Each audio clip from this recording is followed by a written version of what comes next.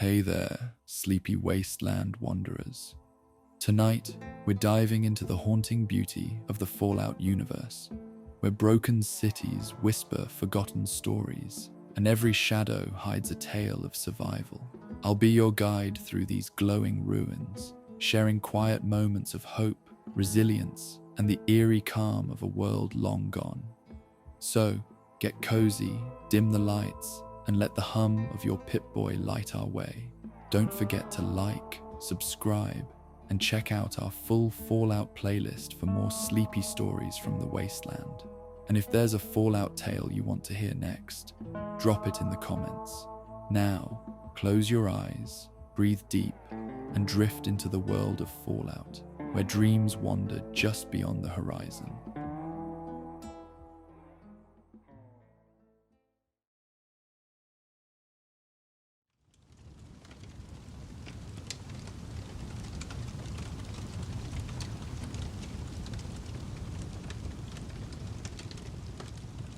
The morning sun rose gently over the Commonwealth, its warm light filtering through thinning clouds to touch the weathered landscape below.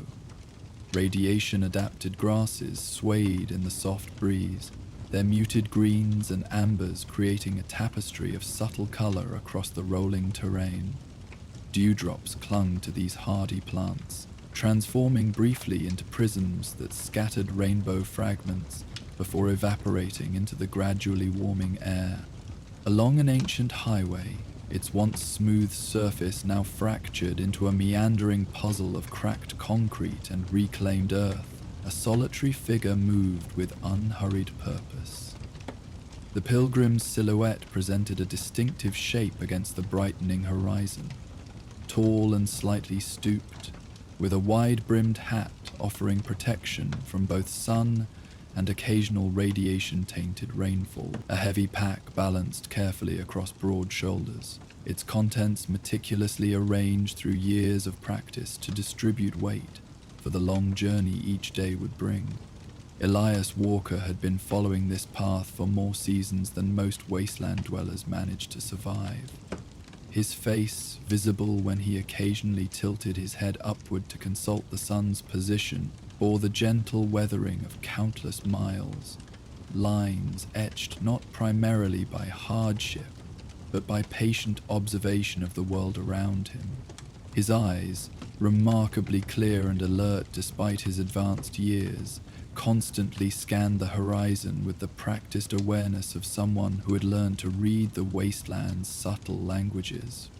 In his right hand he carried a walking staff fashioned from an old-world street sign, its metal surface worn smooth from years of grip. His left hand occasionally drifted to a leather pouch at his hip, a protective gesture toward the tattered map that had guided his steps for over a decade. The map, a pre-war transportation survey marked with careful annotations in faded ink, represented more than mere geographical guidance. It held the promise that had become his life's purpose. "Not far now," he murmured to himself, voice gentle in the morning quiet. "Another day's journey to the ridge, then we'll see what lies beyond." The pilgrim's pace remained steady as morning progressed toward midday, his movements reflecting the economy of someone who understood that sustainable rhythm outlasted enthusiastic bursts of speed. The terrain gradually shifted as he traveled, subtle changes that might escape notice by less experienced observers. Patches of scrubby vegetation appeared with increasing frequency, some bearing the mutation-enhanced colors common throughout the Commonwealth, but others showing more natural hues that spoke of decreasing radiation levels. When the sun reached its zenith, Elias paused beside the remnants of a pre-war rest stop. The building had long since collapsed into a jumble of concrete and rusted metal, but a single picnic table remained remarkably intact beneath the shelter of a gnarled oak tree that had somehow survived both nuclear fire and subsequent harsh conditions. He lowered his pack with careful movements, arranging it beside him as he settled onto the weathered bench. From within his pack he retrieved a carefully wrapped package of Brahmin jerky and a small metal container of purified water. His meal was simple but nourishing, consumed with the mindful appreciation of someone who understood the value of such basic sustenance in a world where hunger remained a constant companion to many. As he ate, he removed the precious map from its protective pouch, spreading it carefully on the table's surface, weighing the corners with small stones to prevent the breeze from claiming it. The map revealed a complex network of pre-war highways, many now non-existent in any recognizable form. Overlaid on this fading official document were handwritten notes and symbols, some in Elias's own careful script, others in different hands that had contributed to his quest over the years. Most prominent was a circle in faded green ink, surrounding an area approximately 2 days' journey ahead, accompanied by the words, "The Green Oasis," in elegant handwriting that had nearly vanished with time. Elias traced the route with a weathered finger, comparing landmarks on the ancient document with his own recollections of the terrain ahead. His journey had followed this path for so long that the map served more as confirmation than guidance, yet he maintained the ritual of consultation with undiminished reverence. Each review represented recommitment to the vision that had sustained him through countless miles of solitary wandering. "Still there, waiting to be found," he murmured, addressing the circled location as though it might respond. "Just a little further now." As he carefully refolded the map, a soft clicking sound prompted him to reach for another item within his pack. A handmade Geiger counter constructed from salvaged pre-war components. The device, representing remarkable ingenuity within the resource limitations of the Wasteland, had served as his constant companion throughout his journey, warning of dangerous radiation pockets that might otherwise appear indistinguishable from safe terrain. The counter's needle showed slightly elevated readings. Nothing dangerous, merely the background radiation that permeated much of the Commonwealth. Elias nodded with satisfaction, noting the gradual decrease in readings as he traveled further along his chosen path. These subtle changes reinforced his belief in what lay ahead, each declining measurement a whispered promise that the green oasis might indeed exist beyond Wasteland legend. With meal completed and bearings confirmed, Elias repacked his belongings with methodical care. Each item returned to its specific place, creating balanced weight distribution that would minimize fatigue during the afternoon's journey. He rose from the bench with the deliberate movements of someone who had learned to conserve energy through efficiency rather than hurry. "Thank you for the rest," he said quietly to the ancient oak tree, a habit of acknowledgement developed through years of solitary travel. Such moments of gratitude, offered to the silent witnesses of his journey, maintained a connection to something beyond himself. A conversation with the world that prevented the isolation of the wasteland from claiming his humanity. The afternoon sun cast longer shadows as Elias continued along his path, the ancient highway gradually giving way to a narrower road that wound through increasingly varied terrain. Here, the evidence of nuclear devastation seemed less absolute. Trees growing with greater frequency, their branches hosting leaves of size and color that approached pre-war descriptions in the botanical guides he carried. The pilgrim noted these changes in a small journal produced from an inner pocket, his observations recorded in neat script that filled dozens of similar notebooks stored in settlements along his route. As daylight began its gradual surrender to evening, Elias diverted from the road toward a small rise that offered both visibility and defensible position. Practical considerations never entirely absent, even for a traveler focused on peaceful purpose. The location had served as his camp during previous passages through this region, its features recorded in his meticulous notes to guide future journeys. Camp establishment followed practiced routine. A small fire pit constructed with stones, arranged to minimize light visibility from distance. bedroll positioned to allow quick movement if needed, belongings arranged within easy reach during the night. From a specialized compartment in his pack, Elias retrieved several small cloth bags containing seeds collected from various settlements. Each day's end included examination of these precious cargo items, ensuring their continued viability for the purpose that defined his pilgrimage. With camp established and basic security measures in place, Elias settled beside the small fire, its flames carefully maintained at minimum necessary size.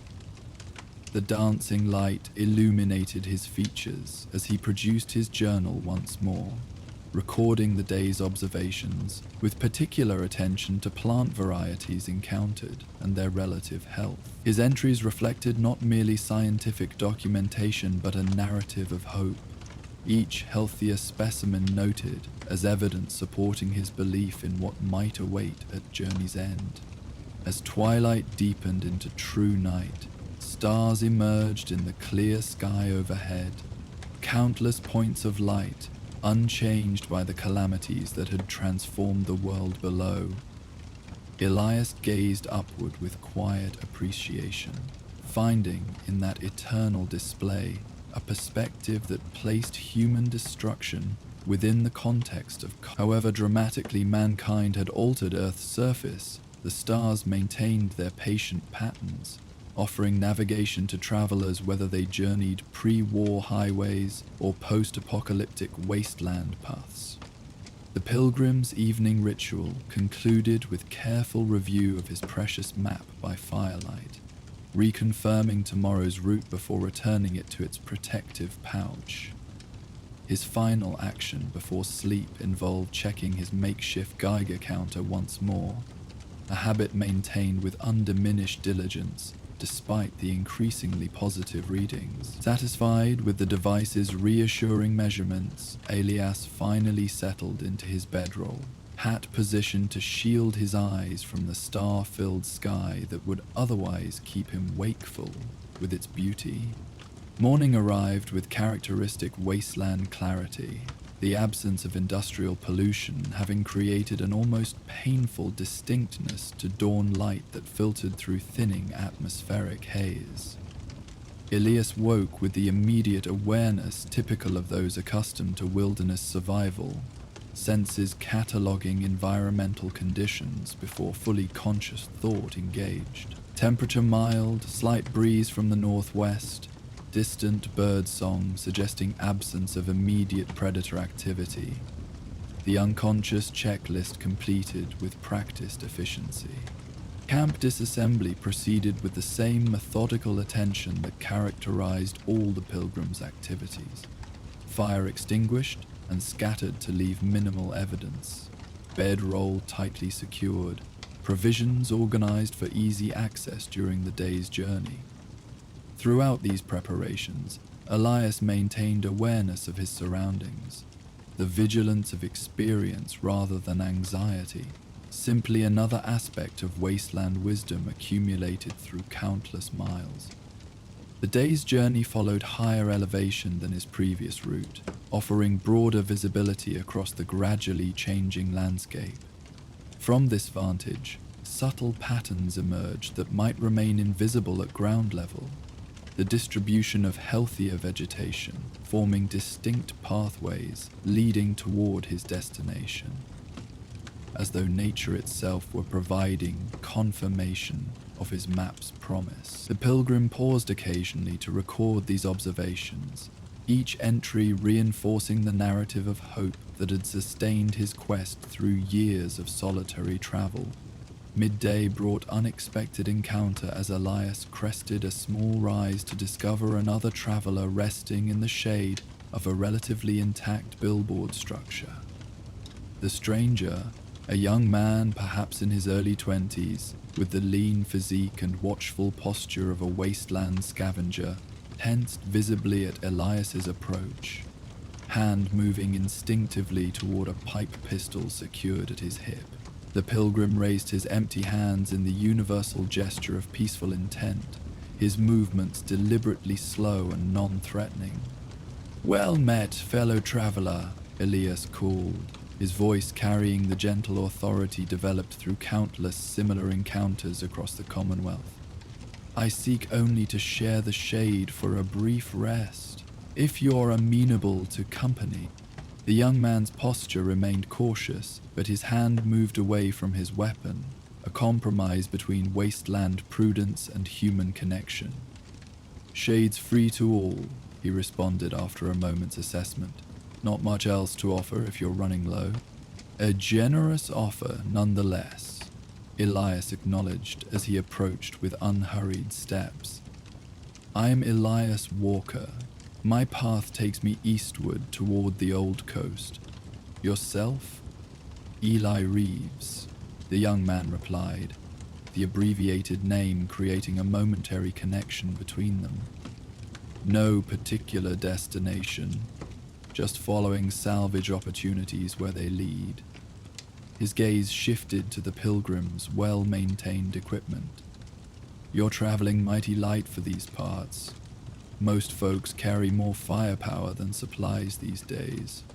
Elias settled carefully into the shade, arranging his pack beside him with habitual tidiness.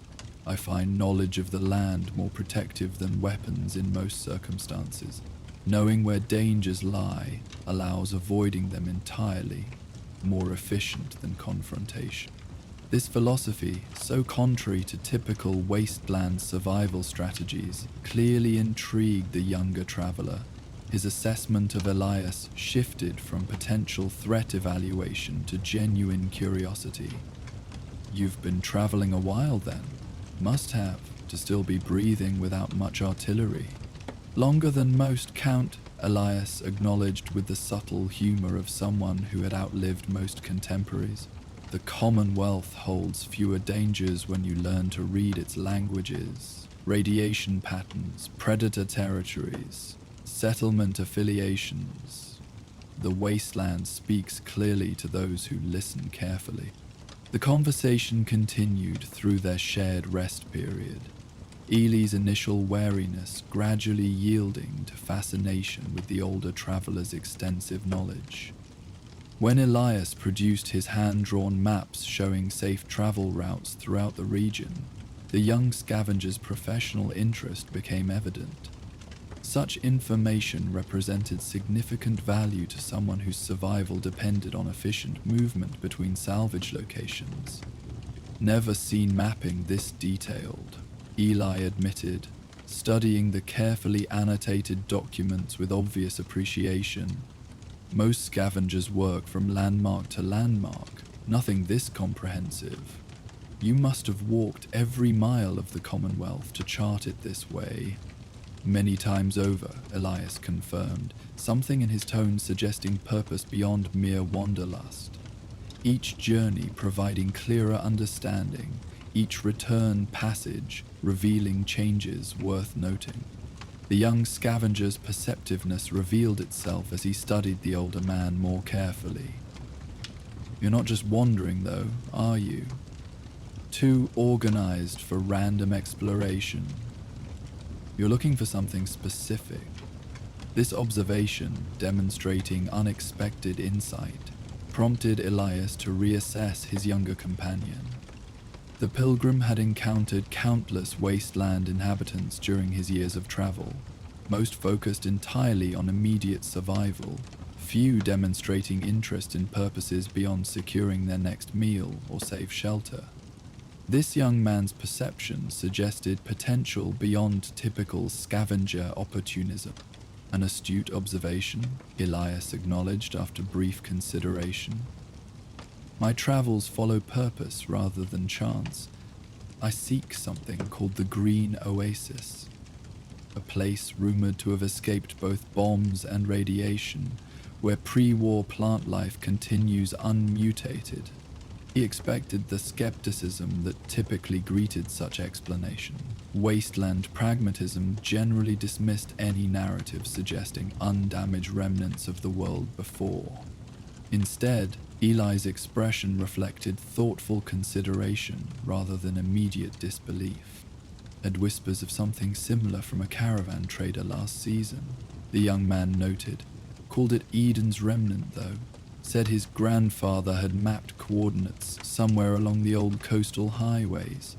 He gestured toward Elias's pack, where the precious map remained secured. That what you're following? Coordinates?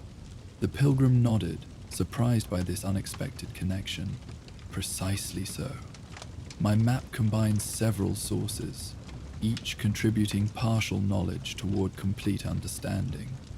The locations align remarkably, despite coming from independent origins, suggesting foundation in actual observation rather than merely hopeful legend. Their conversation continued as afternoon advanced, Elias sharing carefully selected details of his quest while assessing the young scavenger's potential as either a temporary traveling companion or possibly something more significant. When preparatory coughing briefly interrupted his explanation, a condition he had been managing with increasing difficulty in recent months, he noticed Elias' expression shift from interest to concern. Sounds like radiation damage, the younger man observed with the directness common to wasteland interactions. Deep tissue type, not the surface irritation most folks get from bad water. You've been exposed to something serious, haven't you? Elias nodded, acknowledging what he had privately accepted months earlier. An unavoidable consequence of extensive Commonwealth travel, even with careful monitoring. Some radiation pockets emerge without warning, underground water shifting, weather patterns exposing previously buried materials. My most recent readings suggest moderate organ involvement, progressive rather than immediately critical. This clinical self-assessment, delivered without self-pity or dramatic emphasis, seemed to impress the young scavenger more than any emotional appeal might have. His response came after thoughtful consideration rather than impulsive reaction. You won't reach your oasis alone, not with that kind of damage setting in. Another season at most before mobility becomes an issue. The observation carried professional assessment rather than pessimistic prediction. I've seen enough radiation progression to recognize the timeline. Your assessment aligns with my own, Elias acknowledged, appreciating the younger man's perceptiveness, which lends particular urgency to this journey. The coordinates suggest approximately 2 days' travel remaining, challenging but feasible within current physical capabilities. Eli studied the older man with unexpected intensity, something beyond mere curiosity evident in his expression. Why risk your remaining strength for something that might not exist? Even if you find it, what then? Not like you can restore the whole Commonwealth from one undamaged patch of land. The question represented precisely the practical consideration that Elias had confronted throughout his years of pilgrimage. The balance between hope and probability, between individual effort and realistic outcome. His response emerged not as defensive justification, but as calm explanation of carefully considered purpose. I carry seeds, he explained, gesturing toward his pack, collected from settlements throughout the Commonwealth. The healthiest specimens from each location, stored in protective containers to maintain viability. If the oasis exists as described, these seeds could be planted in truly uncontaminated soil, allowed to grow without radiation influence for several generations. He paused, ensuring the significance translated clearly. Each subsequent generation would produce seeds with decreasing mutation influence, gradually restoring pre-war agricultural potential. Not immediate transformation, but incremental improvement. A foundation others might build upon long after my journey ends. This explanation, with its combination of practical methodology and long-term vision, clearly resonated with something in the young scavenger's perspective. Eli's expression reflected recognition of purpose beyond immediate survival. the possibility of contribution to something extending beyond individual existence, a concept rarely encountered in wasteland pragmatism. "You need someone to continue your work," he observed after extended consideration. "Someone to plant those seeds if you find your oasis but don't have strength remaining afterward. Someone to return to settlements with the improved seeds once they're grown." The pilgrim nodded, neither confirming nor denying this assessment directly. "The work matters more than who completes it. The path matters more than who walks it." Their conversation paused as both men considered the implications of this unexpected intersection of their separate journeys. When preparation for departure became necessary as afternoon advanced toward evening, Eli made his decision without dramatic declaration. "My salvage route has flexibility," he stated simply, gathering his modest belongings with efficient movements. 2 days eastward fits within reasonable deviation. I'll walk with you to these coordinates, see for myself if Eden's remnant exists or not. After that, decisions can follow evidence." Elias accepted this conditional commitment with quiet appreciation, recognizing the significant offering beneath its practical framing. Together they continued along the Pilgrims' mapped route, their conversation flowing more naturally as shared purpose established connection, despite their different origins and experiences. As evening approached, they established camp on a small plateau offering excellent visibility across surrounding terrain. The location featured in Elias's detailed notes from previous journeys. Panorama Rest, he had named it, for the remarkable sunset views across Western Valley. While the younger man secured the perimeter with practical efficiency, the pilgrim prepared a modest meal from his carefully preserved supplies, the sharing of food cementing their temporary alliance in the ancient tradition of breaking bread together. After eating, Elias produced his precious map, spreading it carefully on flat ground between them. The firelight illuminated the complex annotations and symbols that represented years of accumulated knowledge, contributions from traders, settlers, and the pilgrims' own observations during countless Commonwealth crossings. The green oasis appeared as a carefully circled location near the coast, multiple routes marked, showing potential approaches depending on season and condition. "Tomorrow we reach Prospect Ridge," he explained, tracing the route with weathered finger. "From there, if conditions allow clear visibility, we should see the coastal lowlands where the oasis reportedly lies. The final approach requires careful navigation. My notes indicate potential radiation pockets from coastal flooding that shifted contaminated materials eastward from the city ruins." Eli studied the map with professional attention to detail, his scavenger experience evident in how quickly he identified navigational landmarks and potential hazard zones. "This southern approach looks more promising," he suggested, indicating an alternative route. "Higher ground would give better visibility of any radiation pools before we encounter them. Longer distance, but potentially safer passage." The pilgrim nodded with genuine appreciation for this tactical assessment. "An excellent observation. My previous approach planning prioritized direct route under assumption of solitary travel with limited remaining endurance. Your suggestion offers improved security with minimal additional energy expenditure when shared between two travelers." This collaborative planning continued as evening deepened around them, the practical exchange gradually shifting toward more personal conversation as night fully claimed the landscape. Beneath star-filled sky, the two travelers, separated by decades of age, yet connected by unexpected purpose, shared abbreviated versions of their respective journeys through the Commonwealth's challenging terrain.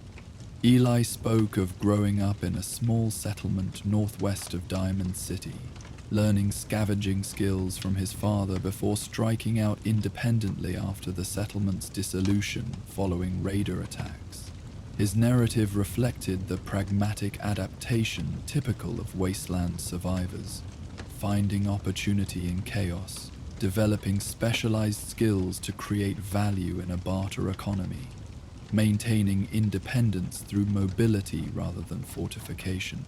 Elias shared carefully selected aspects of his own, considerably longer journey.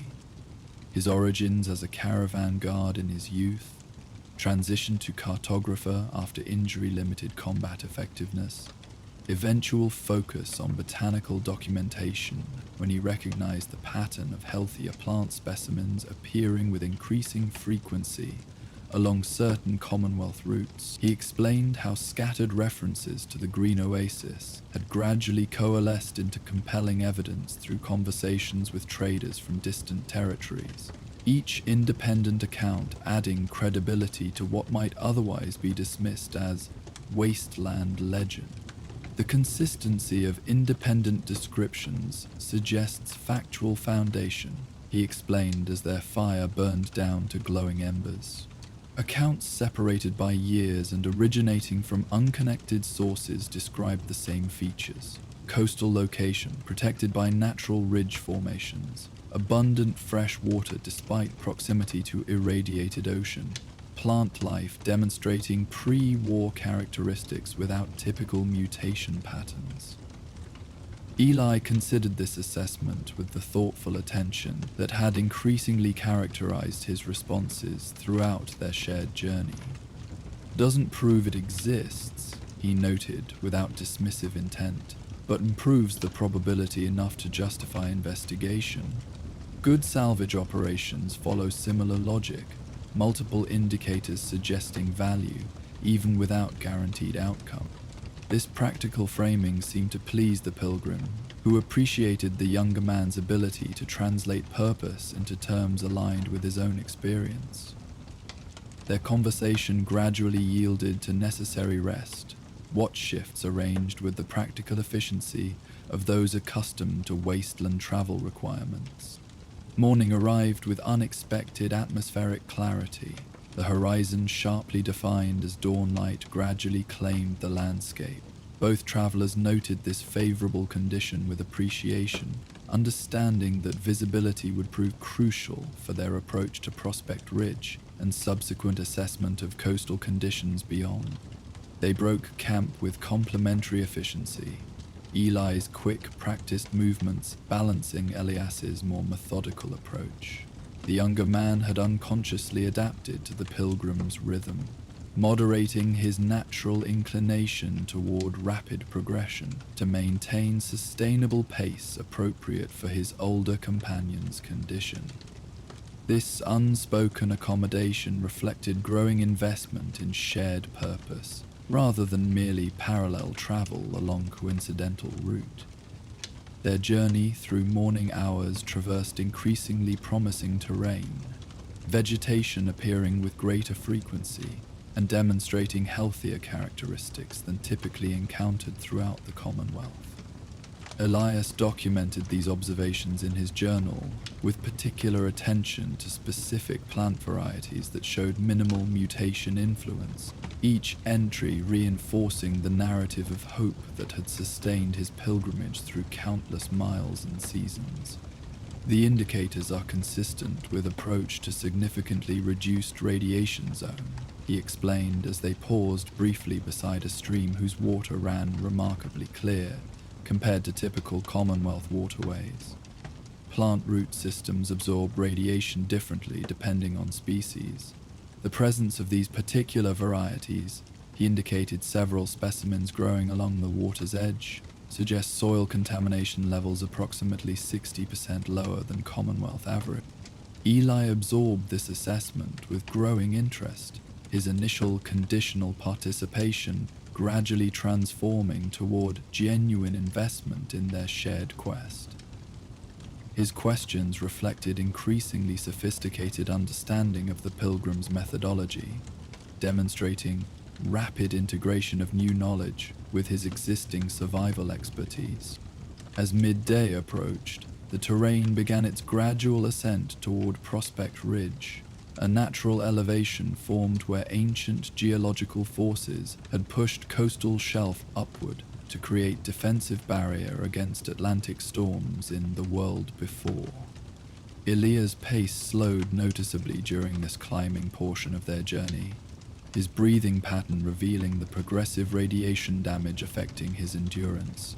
Without comment or obvious accommodation, Eli adjusted their movement to incorporate additional brief rest periods, presenting these pauses as opportunities for his own hydration or gear adjustment, rather than concession to the older man's condition.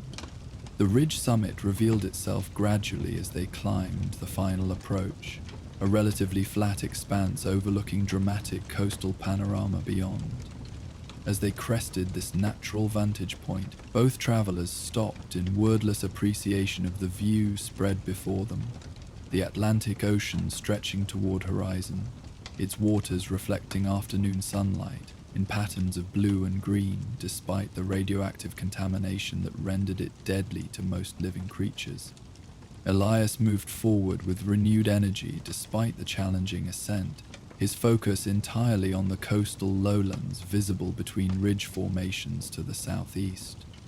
From a specialized pocket in his pack, he produced handcrafted binoculars assembled from salvaged pre-war components, their functionality preserved through meticulous maintenance during years of wasteland travel.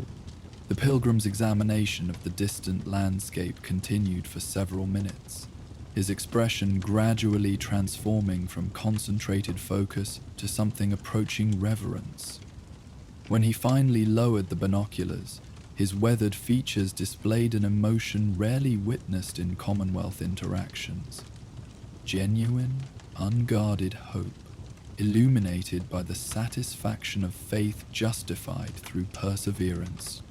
"It exists," he stated simply, voice steady despite the significance this confirmation represented after years of dedicated pursuit, precisely as described in the accounts. Coastal pocket protected by natural ridge formations, visible plant growth with distinctive coloration, inconsistent with radiation mutation patterns.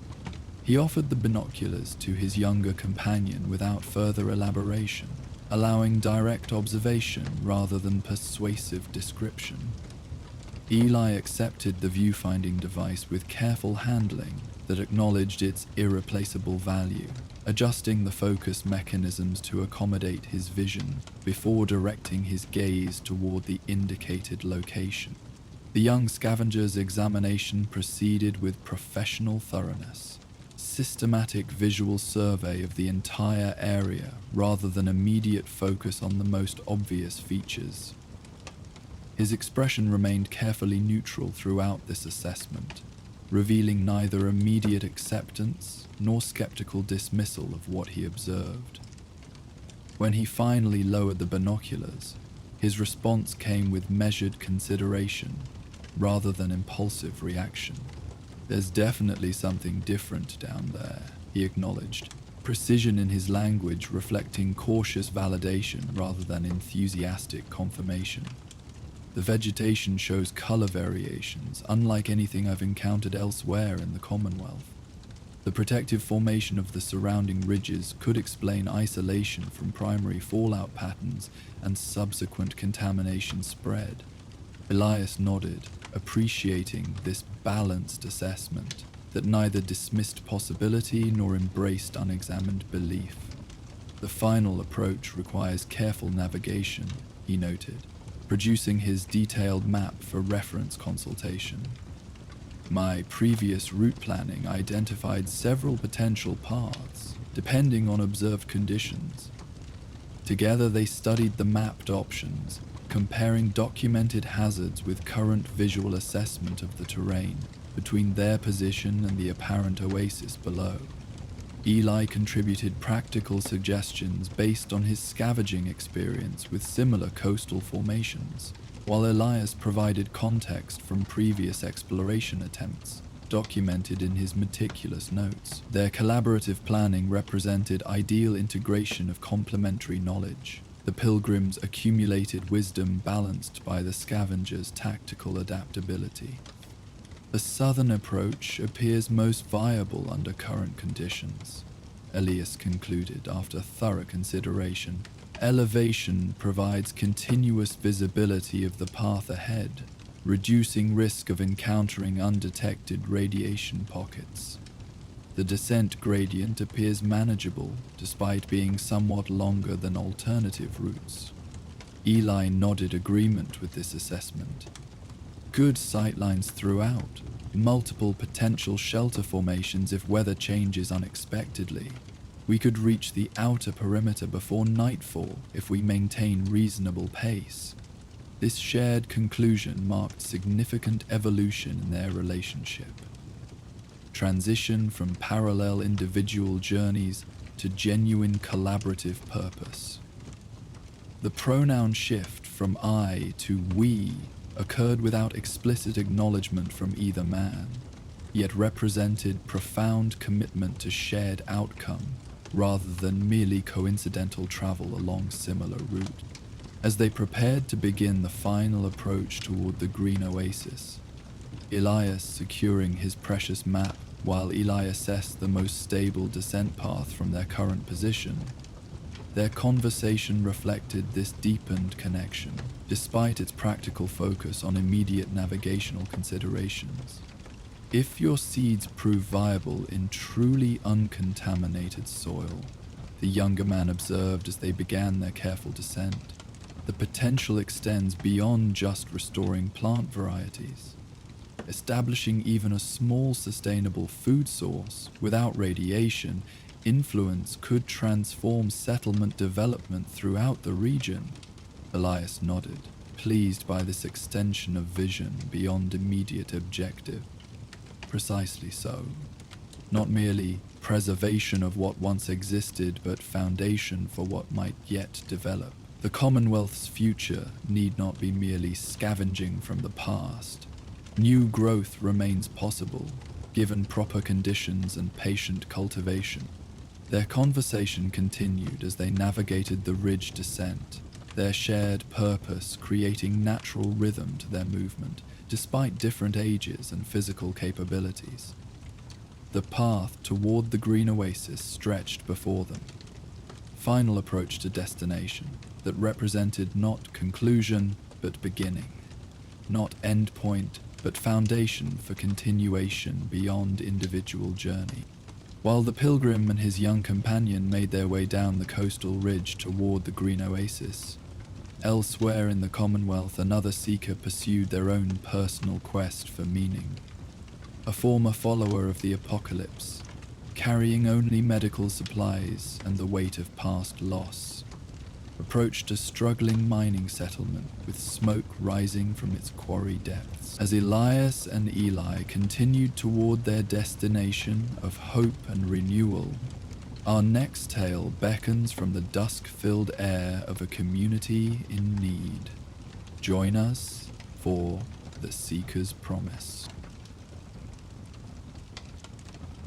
The afternoon sun cast long shadows across the Commonwealth, its golden light softening the harsh edges of a landscape shaped by nuclear devastation and centuries of neglect.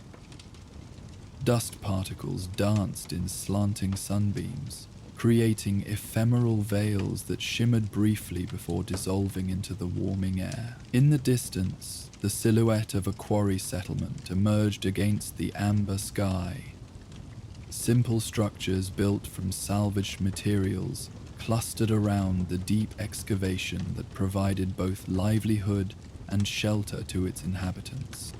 Along the approaching road, a solitary figure moved with steady purpose. Unlike most Commonwealth travelers who moved in watchful haste between destinations, this wanderer maintained an unhurried pace that spoke of long experience with wasteland journeys.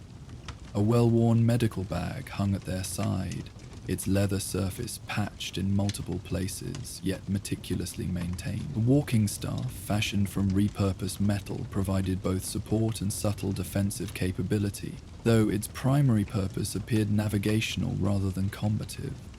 Dr. Lena Hayes had been walking the wasteland paths for 7 years, ever since she had returned to her settlement to find only smoldering ruins where family and community had once thrived. The followers of the apocalypse insignia remained visible on her weathered jacket, though faded from constant exposure to sun and occasional radiation storms. Her medical knowledge, gleaned from both formal training and practical experience, represented her primary currency in a world where technical skills often meant the difference between community survival and gradual extinction. Her approach to the quarry settlement followed the careful assessment developed through dozens of similar arrivals, close enough to observe patterns of activity before committing to entry, distant enough to withdraw if warning signs appeared. Experience had taught the value of such caution, though her observations of this particular community suggested need rather than threat. Thin smoke rose from multiple locations, cooking fires rather than the thicker plumes of industrial activity that might be expected from a mining operation. Movement patterns showed residents conserving energy rather than engaging in productive labor, suggesting possible illness or resource depletion. Another community struggling to maintain stability, she murmured to herself, voice soft in the afternoon quiet. Let's see what assistance might be appropriate. The settlement's makeshift gate consisted of salvaged metal panels arranged to control approach rather than prevent determined entry. Practical design suggesting reasonable security concerns without the paranoid fortification that characterized raider encampments or more militarized communities. A single guard stood watch, posture suggesting weariness rather than vigilant readiness. His appearance, thin frame beneath practical clothing, face partially covered by a simple cloth mask, provided additional confirmation of Lena's preliminary assessment. "Hold there, traveler," the guard called as she approached within comfortable speaking distance. His voice carried the distinctive raspiness that suggested respiratory issues rather than intentional gruffness. "State your business with Rock Point Settlement." Lena stopped at a respectful distance, lowering her hood to reveal a face marked by weather exposure rather than aggressive intent. Her response followed the direct practicality that wasteland circumstances typically required. "I'm a doctor with followers training. I travel between settlements offering medical assistance where needed. The smoke pattern from your community suggests cooking fires, but minimal production activity, potentially indicating health concerns affecting your workforce." The guard's posture shifted subtly, wariness yielding to cautious hope despite maintained procedural vigilance. "We've had some sickness. Started in the deeper mining sections, spread through most households now. Nothing immediately fatal, but people can't work at full capacity. Our own healer has been overwhelmed for weeks." This description aligned with Lena's experience of numerous respiratory conditions common to mining communities, potentially manageable with proper treatment, but debilitating when allowed to progress without intervention. Her response balanced professional assessment with compassionate understanding of the guard's evident concern. Respiratory ailments require systematic treatment approaches. "I'd be willing to examine affected individuals and develop appropriate intervention if your community leadership agrees. I ask only for basic provisions during my stay. I don't charge for medical services." The guard studied her with the careful assessment typical of those responsible for community security, evaluating not just immediate threat potential but longer-term implications of allowing unknown individuals into vulnerable settlements. After brief consideration, he nodded toward a nearby shelter where another community member waited. "I'll have Marissa escort you to Elder Collins. He coordinates settlement operations and makes decisions about outside assistance. Keep your movements predictable until folks get used to your presence." We've had some unfortunate experiences with travelers claiming helpful intentions. Lena acknowledged this reasonable caution with a respectful nod. Of course, settlement security always takes precedence over individual convenience. I'll follow whatever protocols your leadership deems appropriate. The escort, a woman perhaps in her early 30s, also wearing a protective face covering, approached with similar careful assessment. Unlike the guard's military adjuts at vigilance, her evaluation seemed more focused on practical assessment of potential contribution rather than security concerns. Once satisfied with initial impressions, she gestured for Lena to follow toward the settlement's central area. "We appreciate any medical help," Marissa offered as they walked, her voice carrying the same raspy quality noted in the guard's speech. "Most adults are struggling to complete full work shifts, and the children have been confined to quarters to minimize exposure. Our healer, Samuel, does what he can with limited supplies, but he's primarily a field medic rather than trained physician." Lena absorbed this information while simultaneously observing the settlement's layout and condition. Rock Point had clearly been established with practical efficiency. Living quarters arranged around a central gathering area, workspaces positioned to maximize natural light during daylight hours, water collection systems designed to capture rainfall from the quarry's natural drainage patterns. The current subdued activity suggested a community operating at reduced capacity rather than facing immediate crisis. Precisely the circumstance where proper medical intervention could prevent deterioration toward more serious condition. Their path led to a structure slightly larger than surrounding buildings, distinguished by a small bell mounted above its entrance. Typical designation for community leadership quarters in smaller settlements. Marissa gestured toward the open doorway with simple courtesy. Elder Collins should be inside, probably reviewing work rotation adjustments given our reduced capacity. He's been expecting someone from County Crossing's medical team, though you're not from there if I understand correctly. "I operate independently," Lena confirmed, "but I maintain communication with established medical providers throughout the Commonwealth when possible. Regional coordination improves resource allocation and treatment consistency."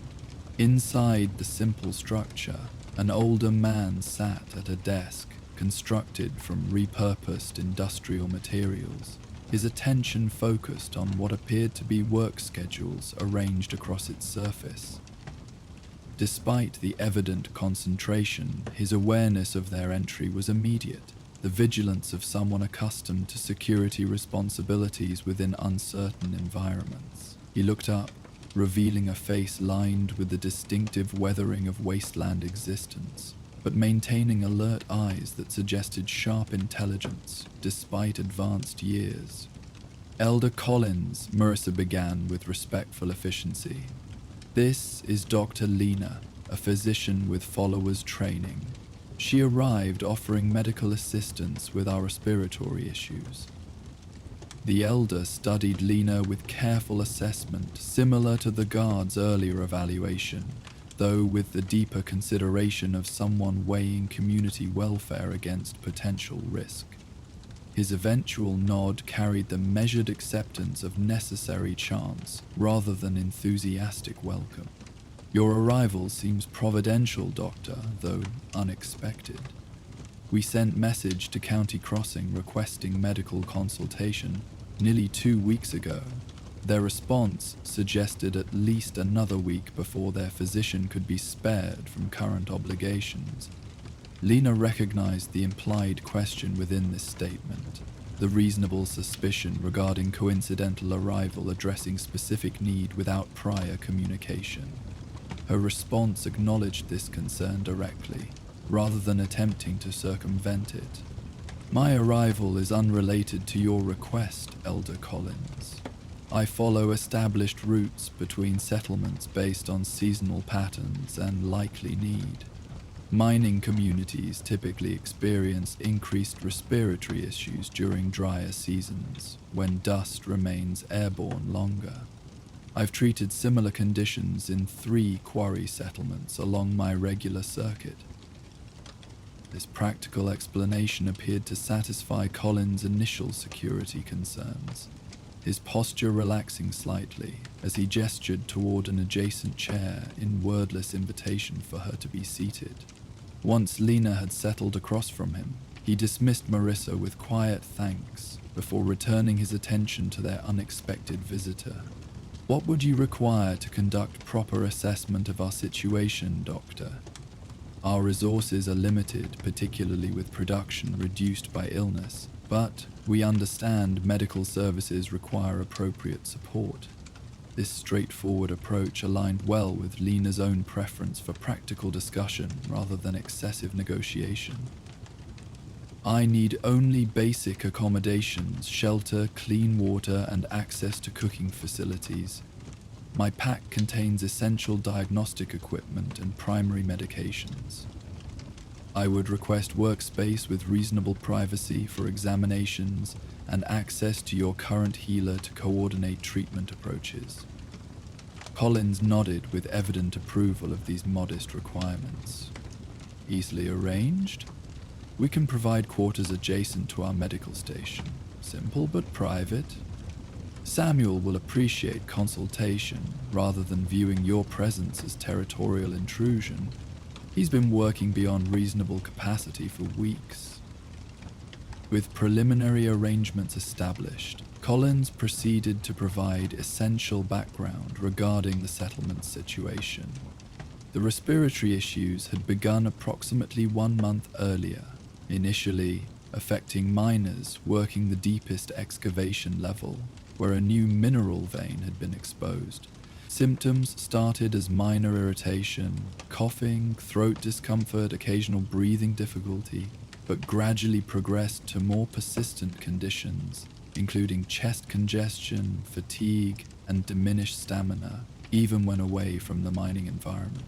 "We suspended operations in the affected section 2 weeks ago," Collins explained, frustration evident beneath his practical tone. "But symptoms continued progressing among those already exposed, and gradually appeared even among community members who never enter the quarry directly. Samuel believed some contaminant might be carried in dust particles that settled throughout the settlement." Lena listened with focused attention, mentally cataloging symptoms against known conditions while considering appropriate diagnostic approaches. "Your healer's assessment seems reasonable based on transmission patterns. I'll need to examine affected individuals across different exposure levels and duration of symptoms to establish proper treatment protocol. Also, samples from the quarry section where symptoms first appeared might help identify specific contaminants involved." The discussion continued with practical efficiency, Collins providing settlement population details, illness progression timeline, and available resources that might support treatment implementation.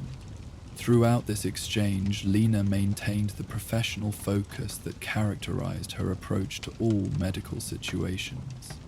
Analytical assessment balanced with compassionate understanding of human impact beyond mere symptomology.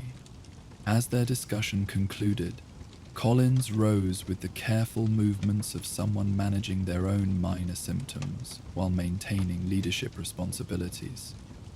"I'll have Samuel meet you at the medical station to begin coordination. We typically gather for communal evening meal when daylight fades. You would be welcome to join, both for sustenance and to observe broader community health patterns."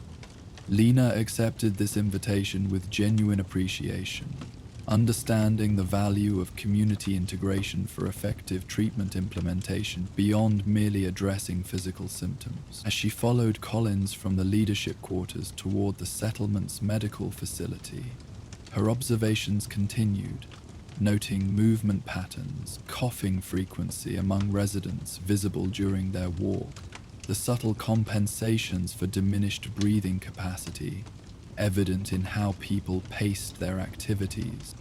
The medical station occupied a structure near the settlement's center, practical positioning allowing efficient access from all residential sections. Its interior revealed the careful organization typical of spaces where limited resources required maximizing utility.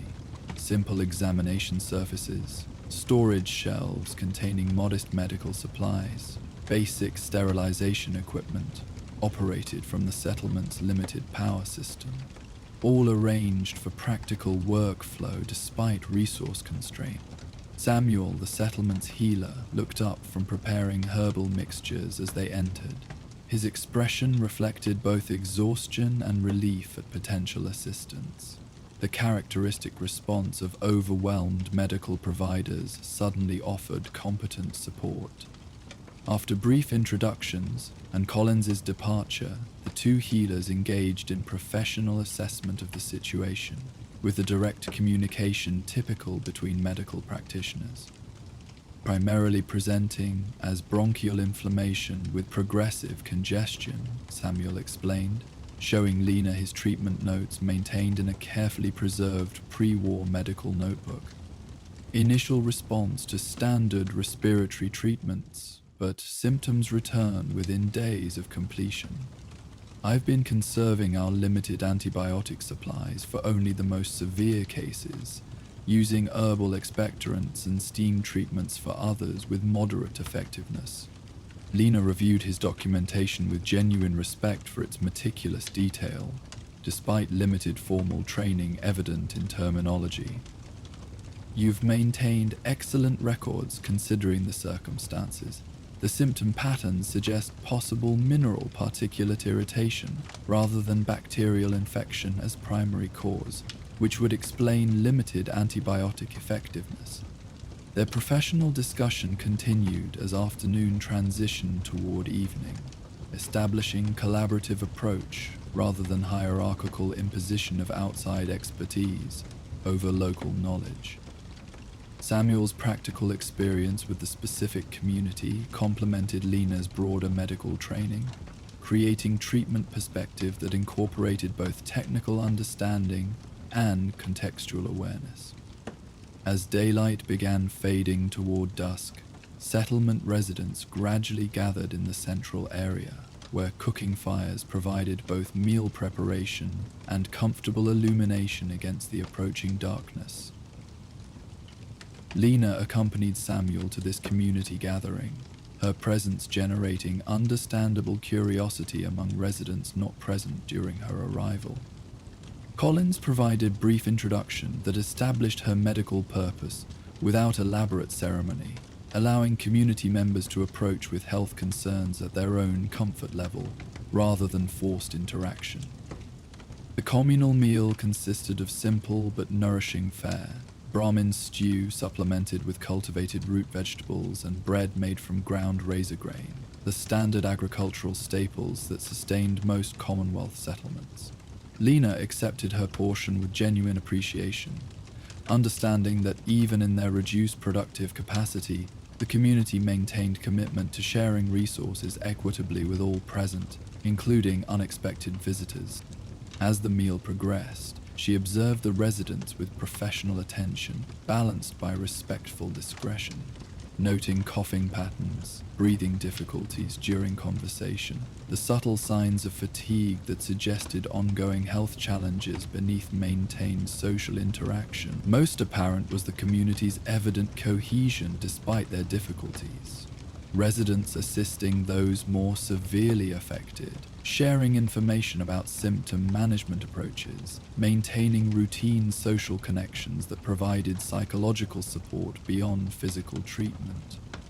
An older woman settled beside Lena as the meal continued, offering quiet introduction. I'm Martha Edwards, settlement historian and former teacher before my eyes became too weak for regular reading. Collins mentioned you are traveling between communities rather than maintaining fixed location. Lena acknowledged this with a nod, Recognizing the measured assessment beneath casual conversation, community elders often serving as secondary evaluation of outsiders beyond formal leadership assessment. I've followed that practice for several years now. Different settlements experience different health challenges depending on their environments and activities. Mobile medical service allows addressing specific needs where fixed clinics might not be accessible. An unusual approach, Marta observed without direct challenge. Most healers prefer establishing consistent practice location. Building trust requires time and presence in one community.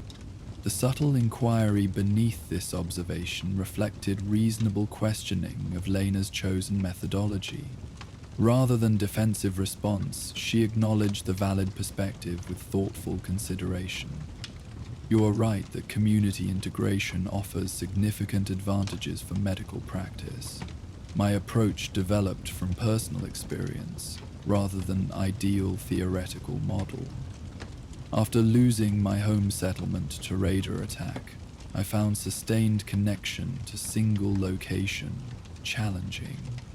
The traveling practice allows contributing where needed while accommodating that limitation. This honest acknowledgement of personal vulnerability, rather than merely professional justification, seemed to satisfy Martha's assessment. Her subsequent conversation shifted toward genuine information exchange, rather than continued evaluation. Sharing details about Rockpoint's establishment years earlier, the community's development from temporary mining camp to established settlement, their relationships with neighboring communities that had created modest regional stability despite Commonwealth challenges. As evening deepened around the gathering, residents gradually dispersed toward individual quarters, leaving smaller groups conversing around remaining fire embers. Lena found herself engaged with several community members who described their experiences with the respiratory conditions. Information freely offered now that initial wariness had yielded to cautious acceptance of her medical purpose. Started with just tickling in the throat, explained a middle-aged miner named Carson, his breathing audibly labored despite conversational tone. Thought it was just regular quarry dust at first. We're used to some irritation in this line of work. But it kept getting worse, even after moving to surface assignments. Now I can barely complete half shift before needing extended rest.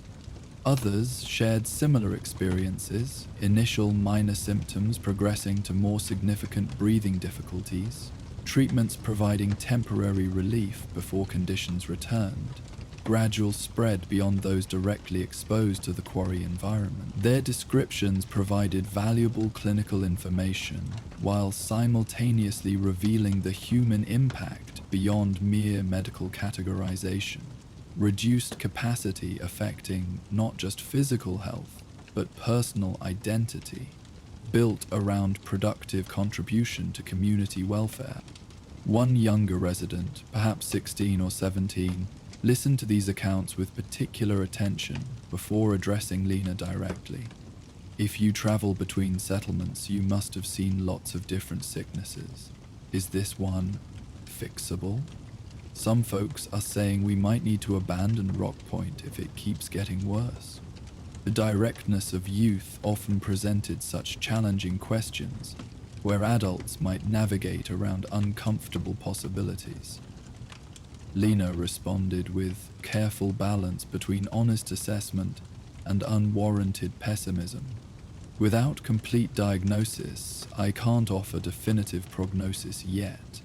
However, based on symptom patterns and progression timeline, this appears similar to conditions I've treated successfully in other mining communities. If the irritant can be identified and exposure eliminated, respiratory tissues typically heal gradually. Treatment can accelerate recovery and manage symptoms during healing process. This measured response appeared to satisfy the young resident's immediate concern without promising unrealistic outcomes. As conversation continued around remaining fire embers, Lena maintained this balanced approach to all inquiries. acknowledging genuine challenges while identifying practical approaches that had proven effective in similar circumstances. When she eventually retired to the quarters provided adjacent to the medical station, the doctor found herself confronting familiar internal tension despite physical exhaustion from the day's journey and subsequent community integration. The settlement's evident need aligned perfectly with her medical capabilities, precisely the circumstance where her traveling practice provided greatest value. Yet the community's welcoming response and clear cohesion despite adversity triggered the uncomfortable awareness of what her perpetual movement prevented. Sustained connection, relationship development beyond immediate medical intervention, the deeper healing that came through continued presence rather than temporary assistance. The promise was clear, she reminded herself quietly in the darkness. Never settle, never accumulate, heal and move on. The words had become mantra during 7 years of constant travel. Self-protection disguised as philosophical principle, emotional insulation presented as professional methodology. Each community helped, each illness treated, each departure before attachment could develop, the pattern maintained with disciplined consistency, since watching distant smoke rise from what had once been home. Morning arrived with characteristic Commonwealth clarity. Radiation-adapted atmosphere creating distinctive quality to dawn light filtering through simple window coverings. Lena woke with the immediate awareness typical of those accustomed to varied sleeping environments, senses cataloging surroundings before conscious thought fully engaged. The settlement sounds outside indicated modest activity resuming, life continuing despite illness-imposed limitations. The fundamental resilience that characterized surviving communities throughout the Wasteland. She began systematic medical assessment immediately, after brief morning meal shared with Samuel and several patients already waiting at the medical station. Her approach combined formal diagnostic methodology with practical adaptations necessitated by limited equipment. Listening to lung sounds using preserved stethoscope, examining throat irritation patterns with carefully directed lighting, documenting temperature variations using salvaged thermometer, correlating symptoms with exposure patterns through detailed patient interviews. By midday, she had examined 27 residents representing various symptom progression stages and exposure levels. The emerging pattern confirmed her initial assessment. Mineral particulate irritation rather than infectious agent as primary cause, with symptom severity corresponding to exposure duration and individual sensitivity factors. Most encouraging was the consistent finding that those removed from exposure for longest periods showed initial healing indicators despite continued symptoms, suggesting a reversible condition rather than permanent damage, if proper intervention implemented. The quarry section needs comprehensive environmental assessment, she explained to Collins and Samuel during midday consultation. I need samples from the exposed mineral vein and surrounding dust to identify specific irritants involved. Once identified, we can develop appropriate filtration methods for workers who must enter affected areas and establish decontamination protocols to prevent further community exposure. Collins considered this recommendation with a careful assessment of someone balancing medical necessity against practical resource limitations. The mineral vein represents our most productive excavation discovery in several years, critical for maintaining trade relationships that supply essential resources we cannot produce internally. Abandoning it entirely would threaten settlement viability long term. Complete abandonment may not be necessary, Lena clarified. Other mining communities have successfully implemented protective measures for similar exposures. Proper respiratory filtration, limited exposure duration, decontamination procedures before returning to general settlement areas. These approaches have proven effective when properly implemented and maintained. This more balanced assessment appeared to satisfy Collins's immediate concern while acknowledging the legitimate health priorities. With settlement leadership support established, Lena and Samuel continued systematic treatment implementation throughout afternoon hours, developing appropriate medication protocols for various symptom presentations, establishing monitoring procedures for tracking recovery progress, creating modified work schedules that incorporated necessary health accommodations while maintaining essential productivity. The quarry assessment occurred late afternoon, with Lena accompanying Samuel and 2 experienced miners wearing improvised protective coverings. The descent into excavated depths proceeded with careful attention to established safety protocols. Illumination provided by preserved mining lamps, structural integrity verified at regular intervals, communication maintained through the affected section revealed itself as they reached deeper levels. A distinctive mineral vein exposed along the eastern wall, its surface showing unusual coloration compared to surrounding stone. This started producing almost immediately after exposure, explained Dixon, the senior miner guiding their assessment. Higher quality ore than we've found in years. We were processing extracted material for nearly 2 weeks before the first serious symptoms appeared. Thought it was just regular mining irritation until multiple workers started showing similar patterns. Lena examined the exposed vein with careful attention, using sample containers from her medical pack to collect material for later analysis. The mineral composition showed distinctive crystalline structure, suggesting potential for microscopic particulate dispersion when disturbed. Precisely the characteristics that typically created respiratory irritants in mining environments. Most concerning was the subtle iridescence visible under direct lamp illumination, potential indicator of radiation-induced mineral transformation rather than natural formation. We'll need to implement immediate protection protocols, she advised as they completed sample collection.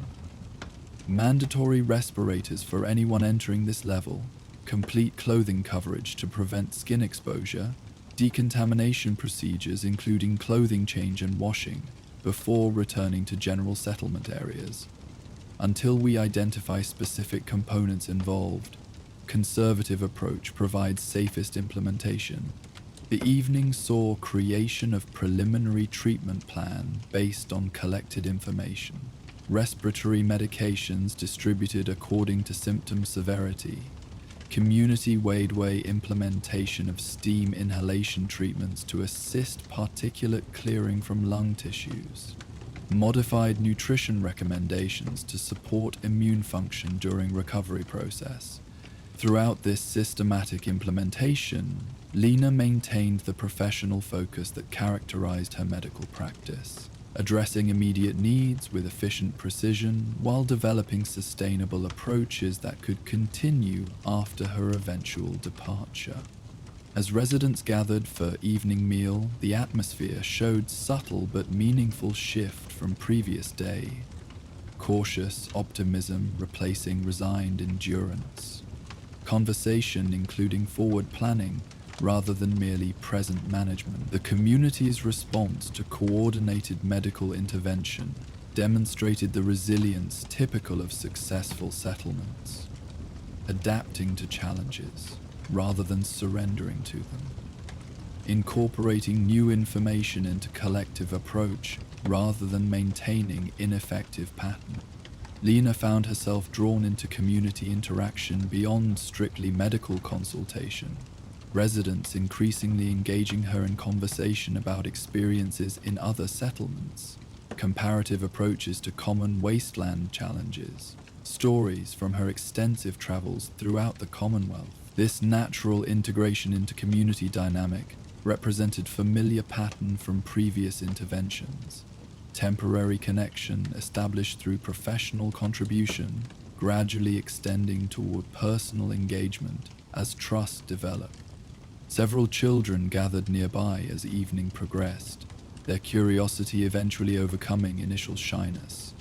One young girl, perhaps 8 or 9 years old, finally approached directly with the forthright inquiry characteristic of youth. "Samuel says you travel all the time instead of living in one place. Don't you get lonely without friends and family around you?" The question, innocent yet penetrating, created momentary silence among nearby adults who recognized its potentially sensitive nature. Lena considered her response carefully, understanding both the child's genuine curiosity and the broader community attention now focused on her answer. "Traveling does mean I miss certain kinds of connections," she acknowledged with honesty appropriate for the child's age, while addressing the underlying question that many adults would hesitate to pose directly. But it allows helping many different communities rather than just one. There are different kinds of purpose in both approaches. The child considered this with solemn attention before asking the natural follow-up that adults might similarly wonder but not express.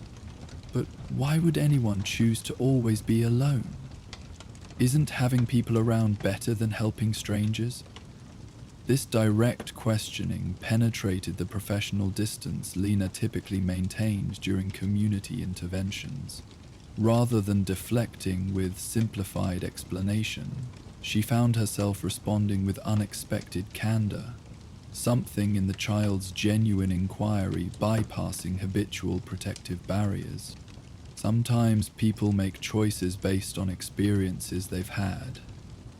When I was younger, I lived in a community like this one. People working together, supporting each other through difficulties.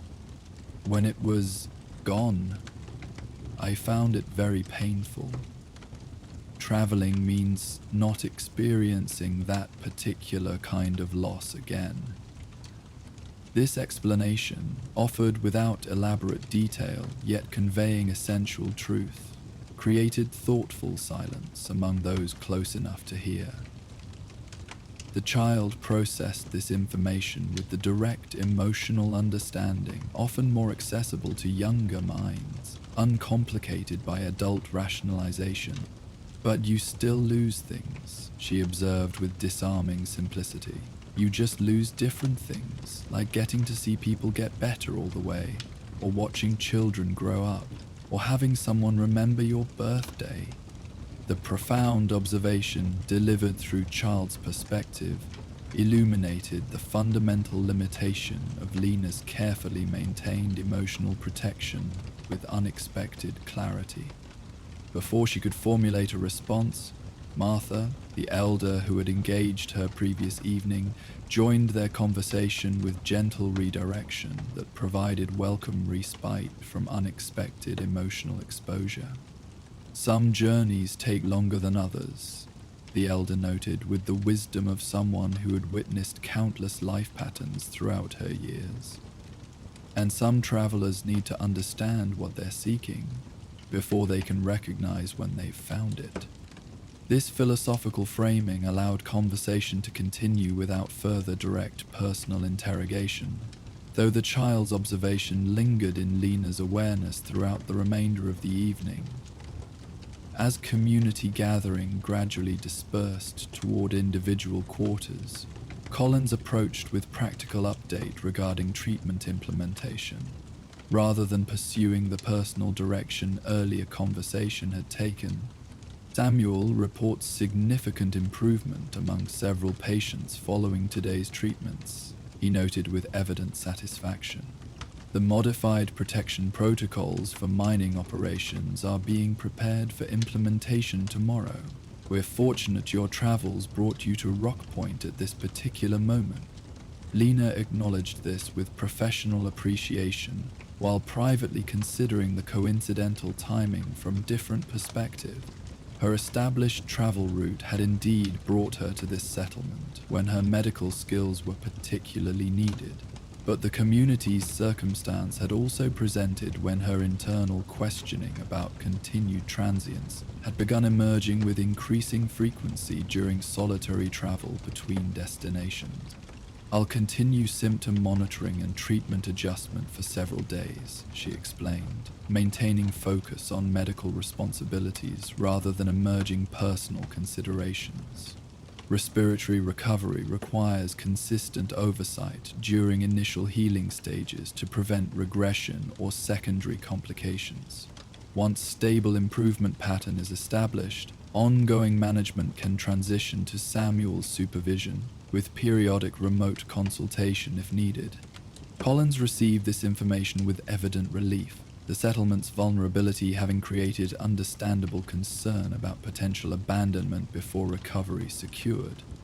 "We appreciate whatever assistance you can provide. Dr. Rockpoint has survived previous challenges through community cohesion and adaptive approach to difficulties. Your expertise significantly improves our capacity to address this particular situation effectively." The following days established treatment rhythm that gradually transformed the settlement's health trajectory. Systematic medication administration, environmental modification to reduce ongoing exposure, carefully monitored return to limited productivity that maintained essential operations without compromising recovery. Throughout this implementation, Lena maintained professional focus that had characterized her practice throughout years of traveling service, while increasingly aware of subtle shift in her emotional engagement with this particular community intervention. Where previous treatments had maintained careful distance between professional service and personal connection, she found herself gradually integrated into Rockpoint's daily patterns beyond merely medical function.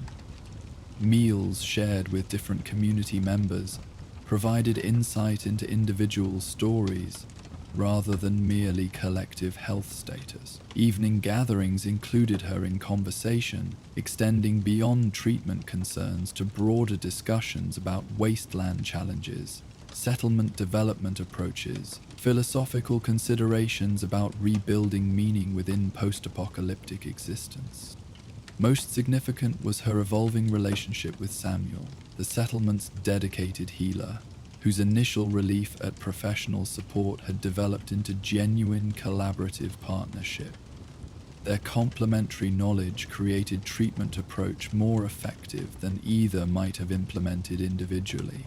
Her formal medical training enhanced by his intimate understanding of specific community health patterns and available resources. "You've transformed our approach to preventative measures," he noted during quiet consultation between patient examinations. "I've been focusing primarily on response to existing conditions rather than systematic exposure reduction.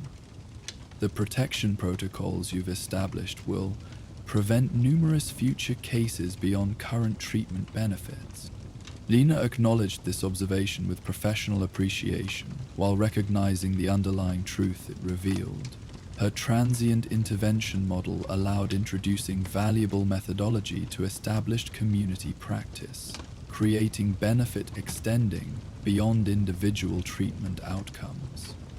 This recognition prompted reflection on the artificial distinction she had maintained between healing physical ailments and addressing broader community well-being through sustained presence. By the 7th day of her intervention, treatment outcomes showed consistent improvement patterns. Reduced respiratory symptoms among most affected individuals, successful implementation of protection protocols for limited mining operations, established procedures for ongoing monitoring to prevent condition recurrence. The objectively successful intervention represented precisely the outcome that typically triggered her departure preparation. Need addressed, sustainable approach established, professional purpose fulfilled, without personal entanglement developing. Yet, as evening gathering commenced, Lena found herself contemplating alternative possibilities with increasingly deliberate attention. The familiar internal recitation, never settle, never accumulate, heal and move on, had begun feeling more like reflexive protection than meaningful principle. The young girl's observation days earlier continued resonating with uncomfortable clarity. You still lose things, you just lose different things. As she joined the community circle where residents had gathered to share evening meal, Martha settled beside her with the comfortable familiarity that had developed during her stay. The elder's perception had proven remarkably insightful during previous conversations, her observations often penetrating surface considerations to identify underlying patterns with gentle accuracy. Your mining coordinator estimates another week before limited operations can resume, with new protection protocols fully implemented, Martha noted after initial greetings. Samuel appears much more confident about managing ongoing treatment with the procedures you've established. Your intervention has been precisely what Rock Point needed at critical moment. Lena acknowledged this assessment with appreciation for both the practical outcome and Marta's characteristic directness. The community has responded remarkably well to treatment implementation. Your collective willingness to adjust established patterns has significantly improved recovery trajectory. Bertha studied her with a perceptive attention that seemed to evaluate considerations beyond those explicitly stated. And yet, something troubles you, despite successful outcome, perhaps related to approaching departure decision rather than treatment concerns. This direct inquiry would have typically triggered polite deflection in previous community interventions, maintenance of professional distance rather than personal disclosure. Yet something in Rock Point's particular circumstance, or perhaps her own evolving perspective, prompted response with unusual candor. "I'm reconsidering certain aspects of my practice approach," she acknowledged, focusing on distant cooking fires rather than meeting the elder's perceptive gaze directly. The respiratory condition here requires extended monitoring during recovery phase, at least several weeks of consistent oversight to prevent regression or complications. Transferring that responsibility entirely to Samuel during critical transition creates unnecessary risk to patient outcomes. Martha received this explanation with thoughtful consideration that neither immediately accepted surface justification nor directly challenged potential deeper motivations. Medical necessity certainly warrants extended presence when patient welfare requires specific expertise, though perhaps professional requirements sometimes align with personal reconsideration of established patterns. This gentle observation, offered without expectation of response or confirmation, created space for authentic reflection rather than defensive reaction. Their conversation continued with natural transition toward community planning for upcoming harvest preparation, the comfortable exchange developing without pressure to address the underlying consideration explicitly. As evening progressed toward night, residents gradually dispersed toward individual quarters, leaving smaller groups conversing around remaining fire embers. Lena found herself among the last few community members, enjoying the peaceful conclusion to another day of gradual healing, both individual recovery and collective restoration of productive capacity. And the settlement's quiet resilience despite significant challenge reflected the fundamental strength that allowed community survival within wasteland circumstances. Mutual support creating sustainability beyond individual capacity. The familiar tension between continued movement and extended presence had shifted during her time at Rock Point. The absolute nature of her self-imposed transience requirement gradually revealing itself as protective reaction rather than considered principle. The promise made years earlier beside smoking ruins, never settle, never accumulate, heal and move on, had served essential purpose during acute grief phase. providing structure when emotional devastation might otherwise have prevented continued function. And principles required periodic reassessment against evolving circumstances and understanding. The binary choice between complete non-attachment and devastating loss represented false dichotomy rather than inevitable reality. Perhaps meaningful connection remained possible without surrendering to paralyzing fear of potential future loss. Commitment to healing extending beyond physical symptoms to include emotional well-being for both communities served and healer offering service. As stars emerged overhead in familiar wasteland clarity, Lena considered modification rather than abandonment of her established approach. Extended presence where medically warranted, deeper community engagement while maintaining eventual movement capability, meaningful connection without permanent settlement, adaptation rather than rigid adherence to protection mechanisms established during different circumstance and understanding. Her decision formed gradually through quiet contemplation rather than dramatic resolution. Recognition that healing others effectively required acknowledging her own needs for connection and purpose beyond merely technical service provision. When she eventually retired to provided quarters, her reflection had transformed toward implementation planning rather than continued deliberation. Morning arrived with characteristic Commonwealth clarity. Radiation-adapted atmosphere creating distinctive quality to dawn light filtering through simple window coverings. Lena woke with immediate awareness of both physical surroundings and internal resolution reached during previous evening's reflection. The settlement sounds outside indicated normal activity resuming, life continuing with gradually increasing vigor as recovery progressed, the fundamental resilience that characterized surviving communities throughout the wasteland. A conversation with Collins later that morning focused on practical implementation rather than philosophical justification. Extended presence to monitor recovery during critical phase. Established consultation schedule with Samuel to ensure treatment continuity. Integration with settlement activities beyond merely medical function, while maintaining future mobility rather than permanent settlement. The modified approach represented evolution rather than abandonment of her healing mission. Adaptation based on experience and understanding, rather than rigid adherence to protective mechanisms established during different circumstances. Rock Point would welcome your extended presence, Collins acknowledged with evident appreciation of both medical benefit and underlying reconsideration such decision represented.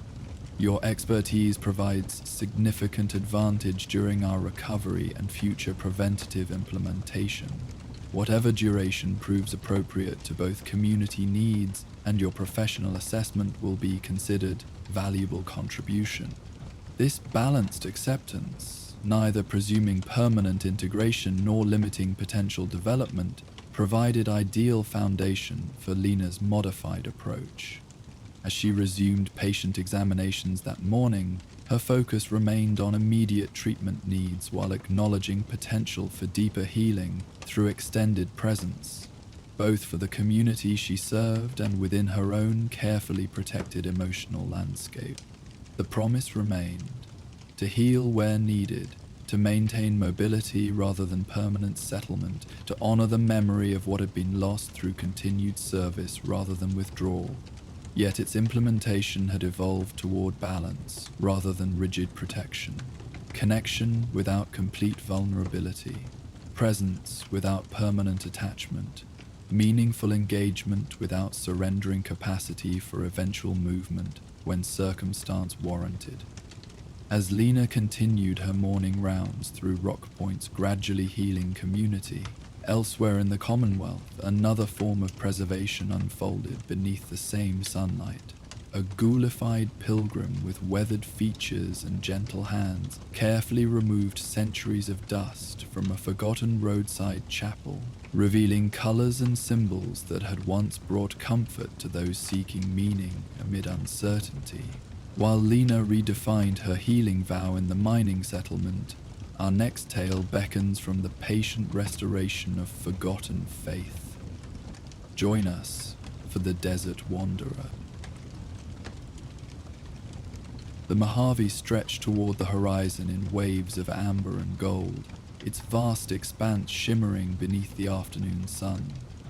Heat rose from ancient asphalt in visible ripples, distorting distant vistas into dreamlike undulations that appeared and vanished with each subtle shift of perspective. The desert air carried the distinctive scent of sun-baked earth and radiation-adapted vegetation, a fragrance both harsh and strangely comforting in its familiarity to those who called this wasteland home. Along a forgotten highway, its surface fractured by nuclear winter and centuries of neglect, a solitary figure moved with unhurried purpose.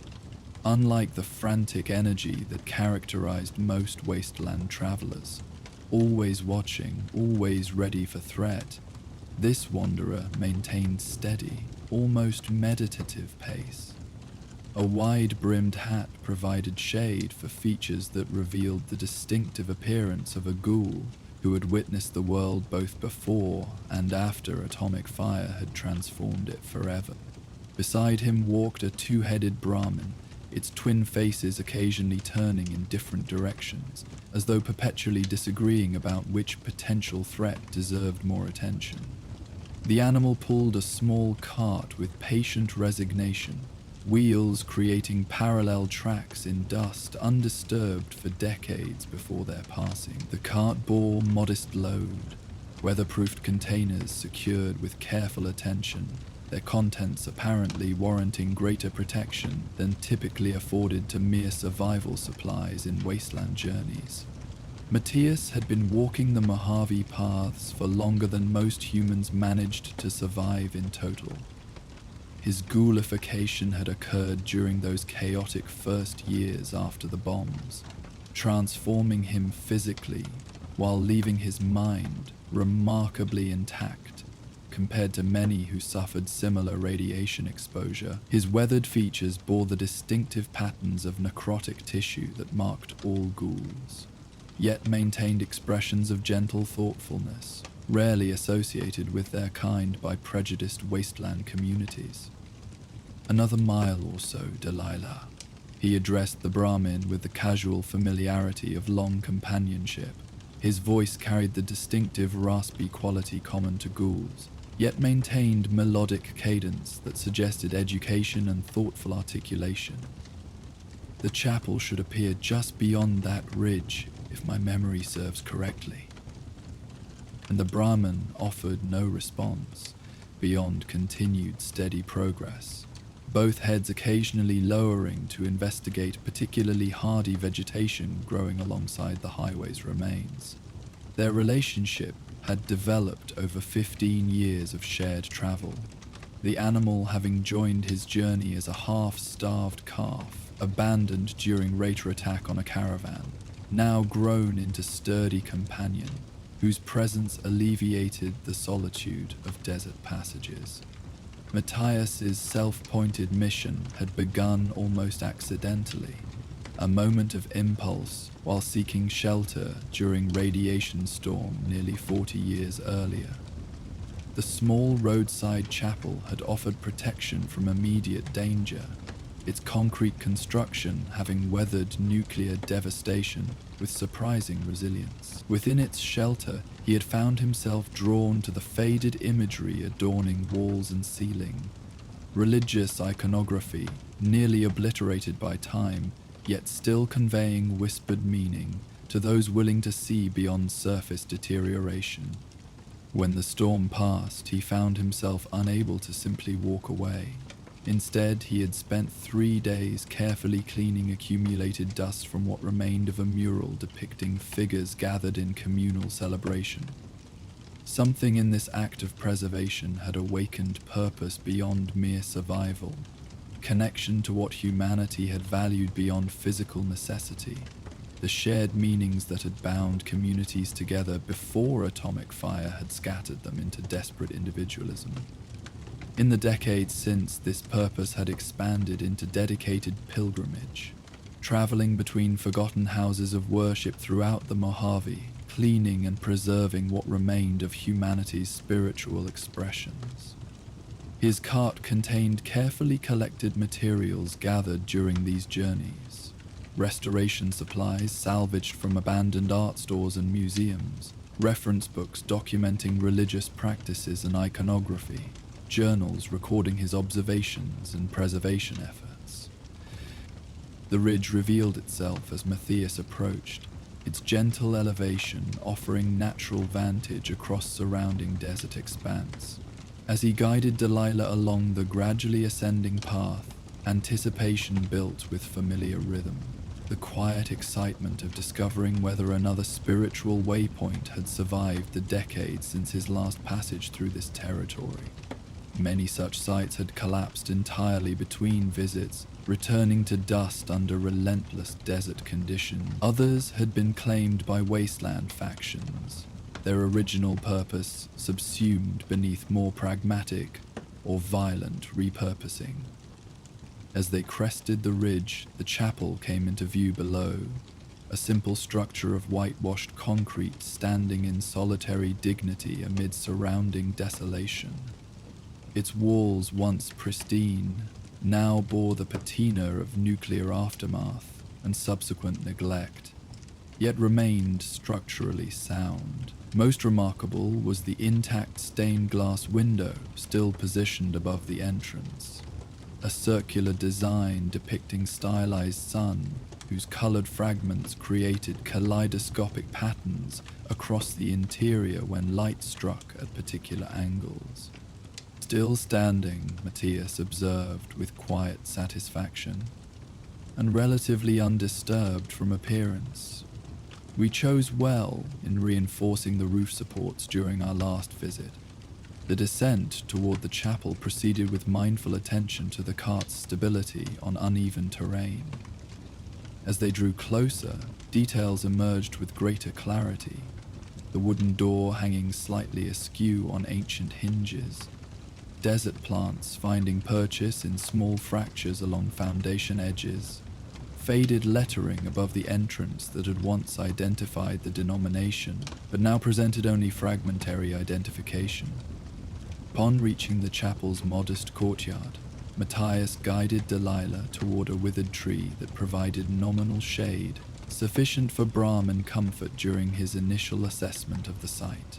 With practiced movements, he secured the animal with lead rope of sufficient length for comfortable movement and grazing on nearby vegetation, ensuring water was accessible in a shallow basin before turning his attention to the structure that had drawn him across miles of desert passage.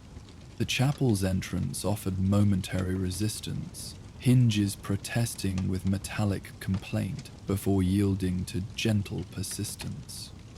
Matias stepped across the threshold with instinctive reverence, the habit of respectful entry he maintained regardless of which faith tradition had originally consecrated each space he visited. Within, afternoon light filtered through the stained glass window, casting colored illumination across interior surfaces in patterns that transformed simple architecture into momentary cathedral.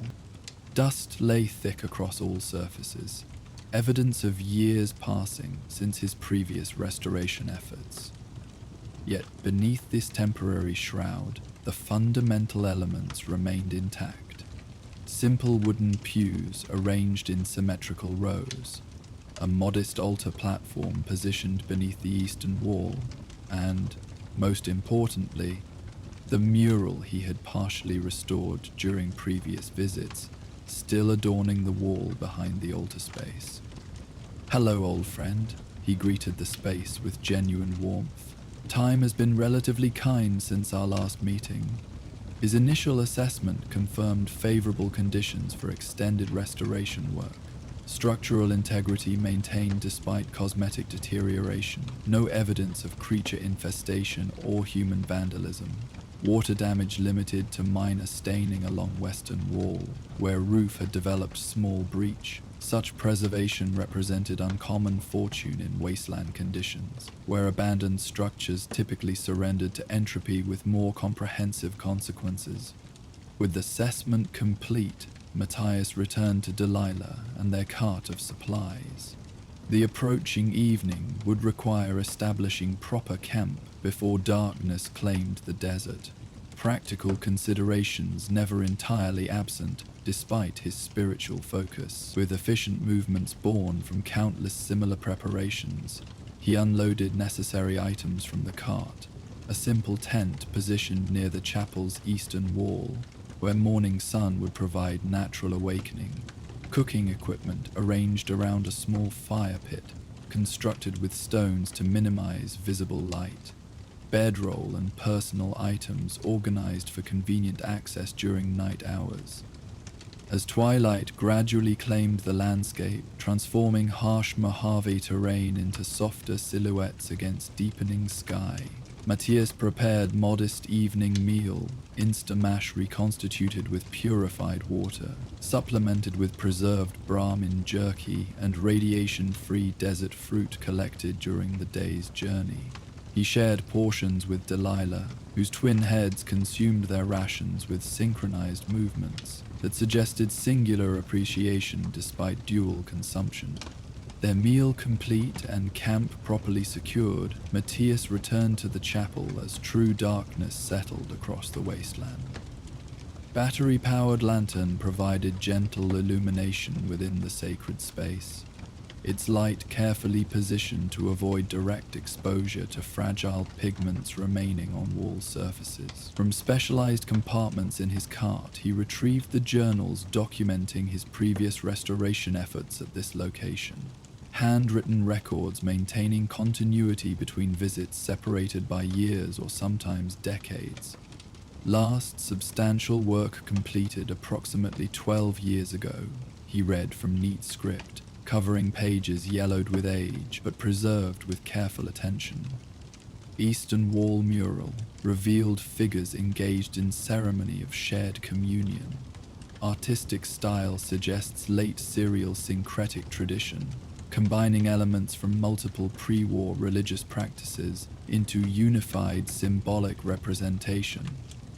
The journal continued with technical details. Pigment compositions identified from remaining fragments. Restoration techniques applied to stabilize flaking surfaces. Photographic references consulted to inform authentic reconstruction where deterioration had obscured original imagery. These methodical records represented more than mere procedural documentation. They preserved context and meaning that might otherwise disappear entirely.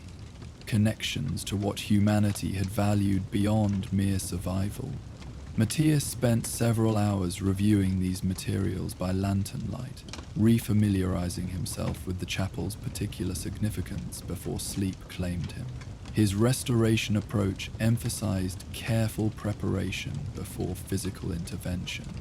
Understanding original intention and symbolic meaning before attempting to reinforce or reconstruct what time had diminished. This patient methodology reflected deeper purpose beyond mere preservation of physical artifacts, maintaining connection to the spiritual expressions that had helped humans make meaning from existence, both before and after apocalyptic transformation. Morning arrived with characteristic desert clarity, sunrise illuminating landscape with precise delineation between light and shadow, temperature rising with measurable progression as solar radiation claimed atmosphere unfiltered by pre-war pollution layers. Matias woke with practiced efficiency, his ghoulified physiology requiring less sleep than humans while maintaining similar patterns for psychological comfort rather than physical necessity. After modest breakfast and ensuring Delilah's needs were properly addressed, he turned attention to the day's restoration work. The chapel's interior received initial focus. Systematic cleaning beginning from ceiling downward, removing accumulated dust with specially adapted brushes that minimized potential damage to fragile surfaces beneath. This fundamental preparation required most of the morning, transformed the space from abandoned relic to recognizable sanctuary through simple removal of temporal shrouding. As midday approached, bringing desert heat to uncomfortable intensity even within concrete shelter, Matias shifted focus to detailed documentation before active restoration. Carefully positioned lanterns supplemented natural light, filtering through the stained glass window, illuminating mural sections for thorough examination. His journal received meticulous updates, current condition assessments, identification of areas requiring immediate intervention versus those stable enough for later attention.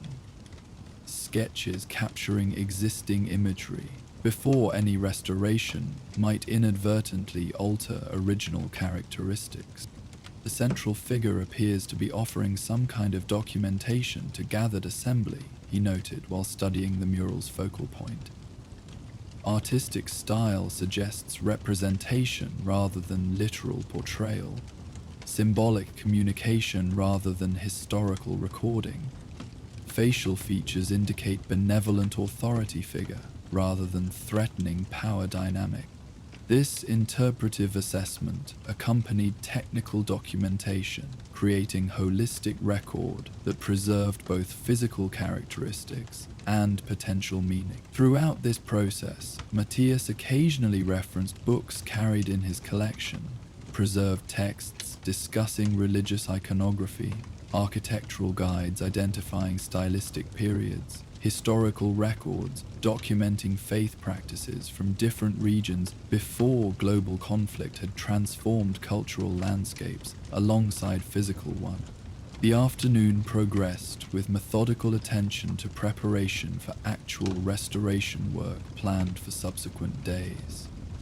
Matias carefully tested small areas with cleaning solutions of varying composition, identifying optimal approaches for different pigment types and deterioration patterns. He catalogued available restoration materials against identified needs, determining which areas could be addressed with current supplies versus those requiring additional resources that might be obtained from nearby settlements if necessary. As he worked, the chapel's atmosphere seemed to shift subtly, silence yielding to almost tangible presence, as though the space itself responded to respectful attention after long neglect. This sensation, familiar from countless similar projects throughout decades of preservation work, reinforced Matias's conviction regarding the importance of his self-appointed mission. These forgotten sanctuaries held more than mere historical interest. They maintained connection to humanity's fundamental search for meaning beyond immediate survival concerns.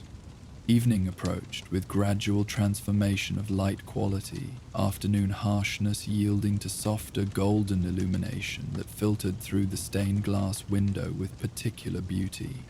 Matias was documenting this effect in his journal when unexpected sound interrupted concentrated focus, footsteps approaching the chapel entrance with deliberate pace, suggesting human visitor rather than wasteland creature seeking shelter. The ghoul set aside his documentation materials and moved toward the entrance with cautious readiness.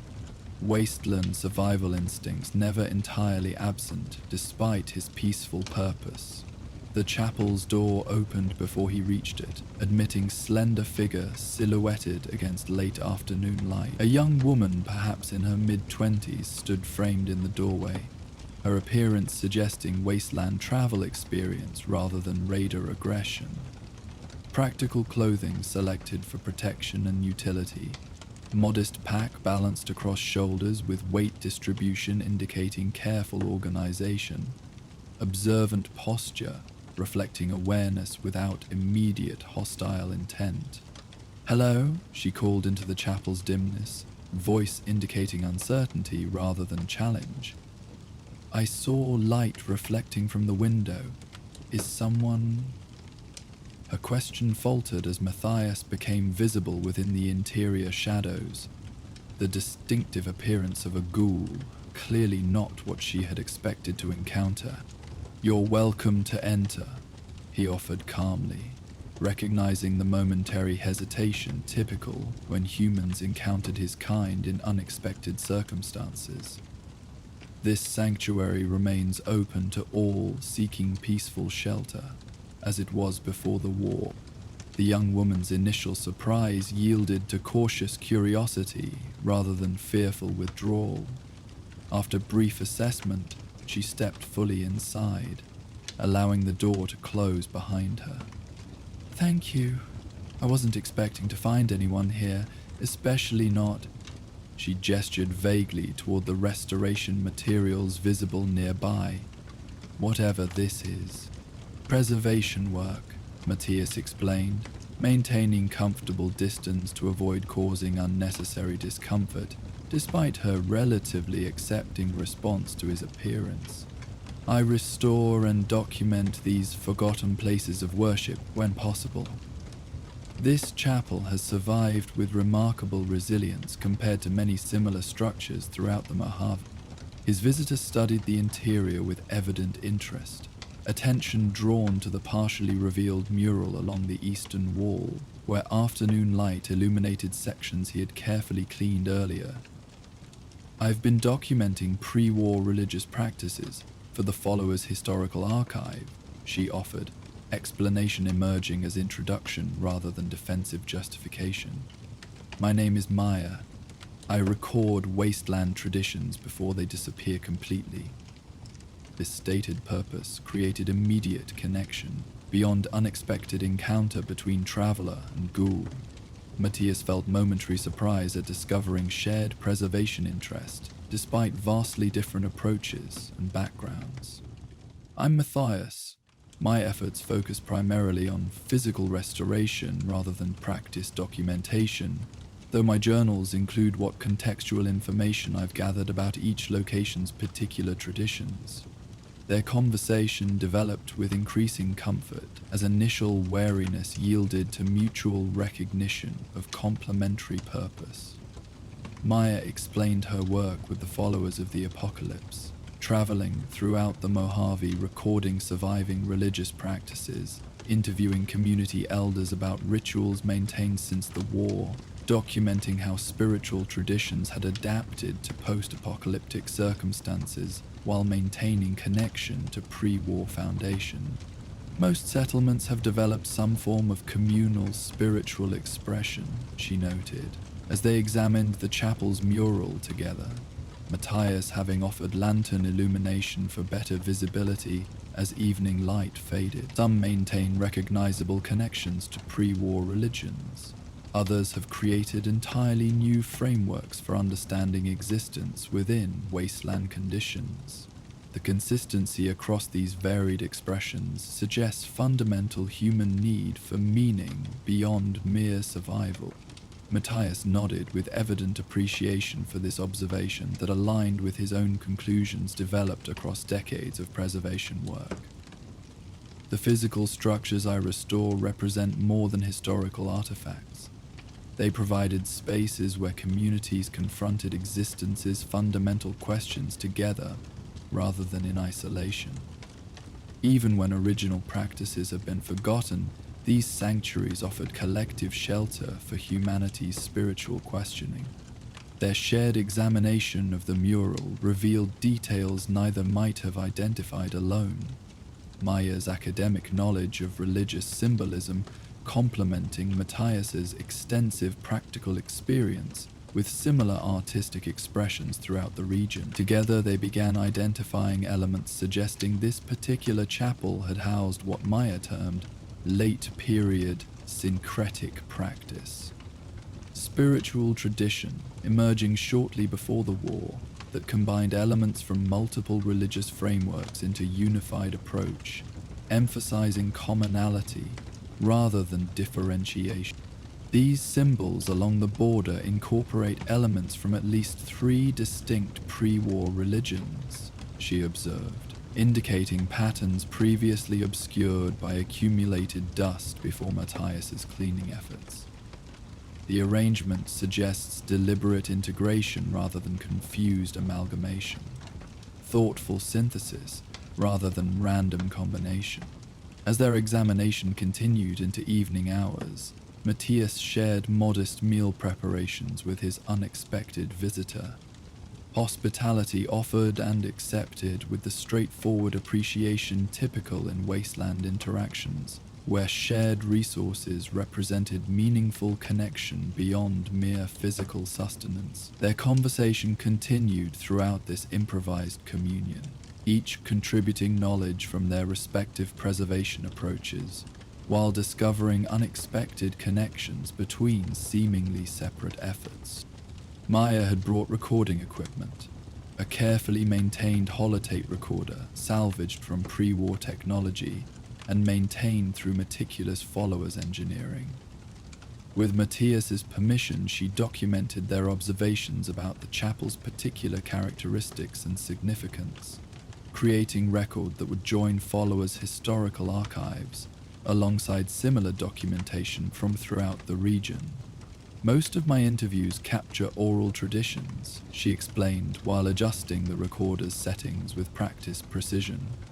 Finding someone with your perspective, direct pre-war experience combined with decades of dedicated preservation work represents unique opportunity for our historical documentation efforts.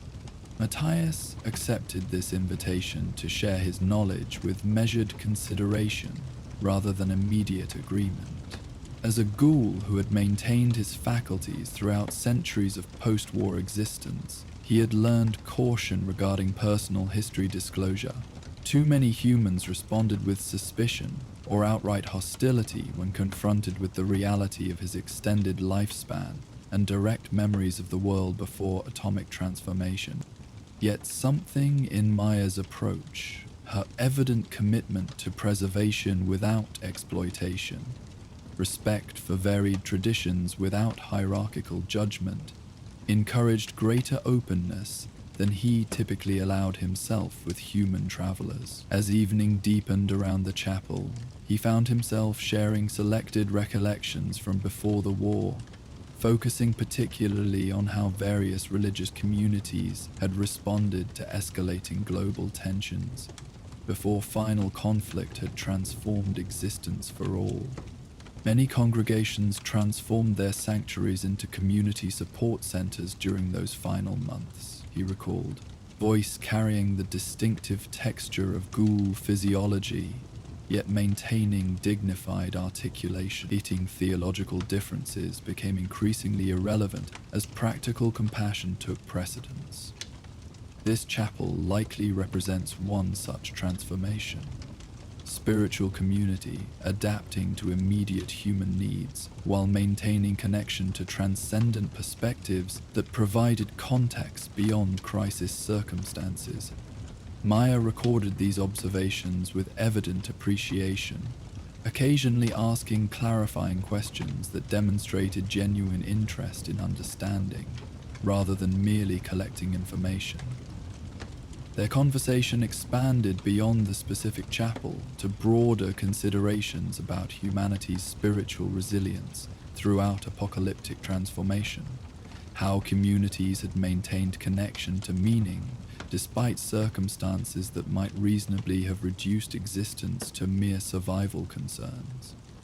As true night claimed the wasteland outside, transforming the Mojave into vast darkness, interrupted only by stars, unprecedented in their clarity without pre-war atmospheric pollution, their shared examination turned toward practical planning for subsequent restoration efforts. Matias explained his intended approach for the chapel's mural, stabilizing flaking pigments, carefully cleaning sections still obscured by accumulated dust, documenting imagery before attempting any reconstruction of significantly damaged areas. I typically spend several weeks at locations showing this level of preservation potential, he noted while reviewing materials available in his supplies. The structural integrity suggests the possibility for more comprehensive restoration than often possible with similar sites. The roof requires reinforcement along western edge, but primary support elements remain sound. This technical assessment prompted unexpected proposal from Maya, offered with the direct practicality characteristic of wasteland interactions. I had planned several days' documentation work in this vicinity. Perhaps we might coordinate efforts. Your physical restoration complemented by my historical recording. The followers maintain supply caches throughout the region. I could request additional restoration materials to supplement your current inventory. The suggestion created momentary pause. Matias had maintained solitary work pattern throughout decades of preservation efforts. Interaction with others limited primarily to occasional supply acquisition from settlements along his pilgrimage routes. Yet the potential benefits of collaborative approach seemed undeniable, particularly given Maya's specialized knowledge and institutional connections that might provide resources otherwise unavailable through his independent scavenging. A coordinated approach would likely enhance both preservation aspects, he acknowledged after consideration. Your historical documentation would provide valuable context for physical restoration decisions, while the restoration itself might reveal additional elements warranting specialized documentation. Their planning continued with increasing practical detail. Matias outlining priority restoration areas based on preservation urgency.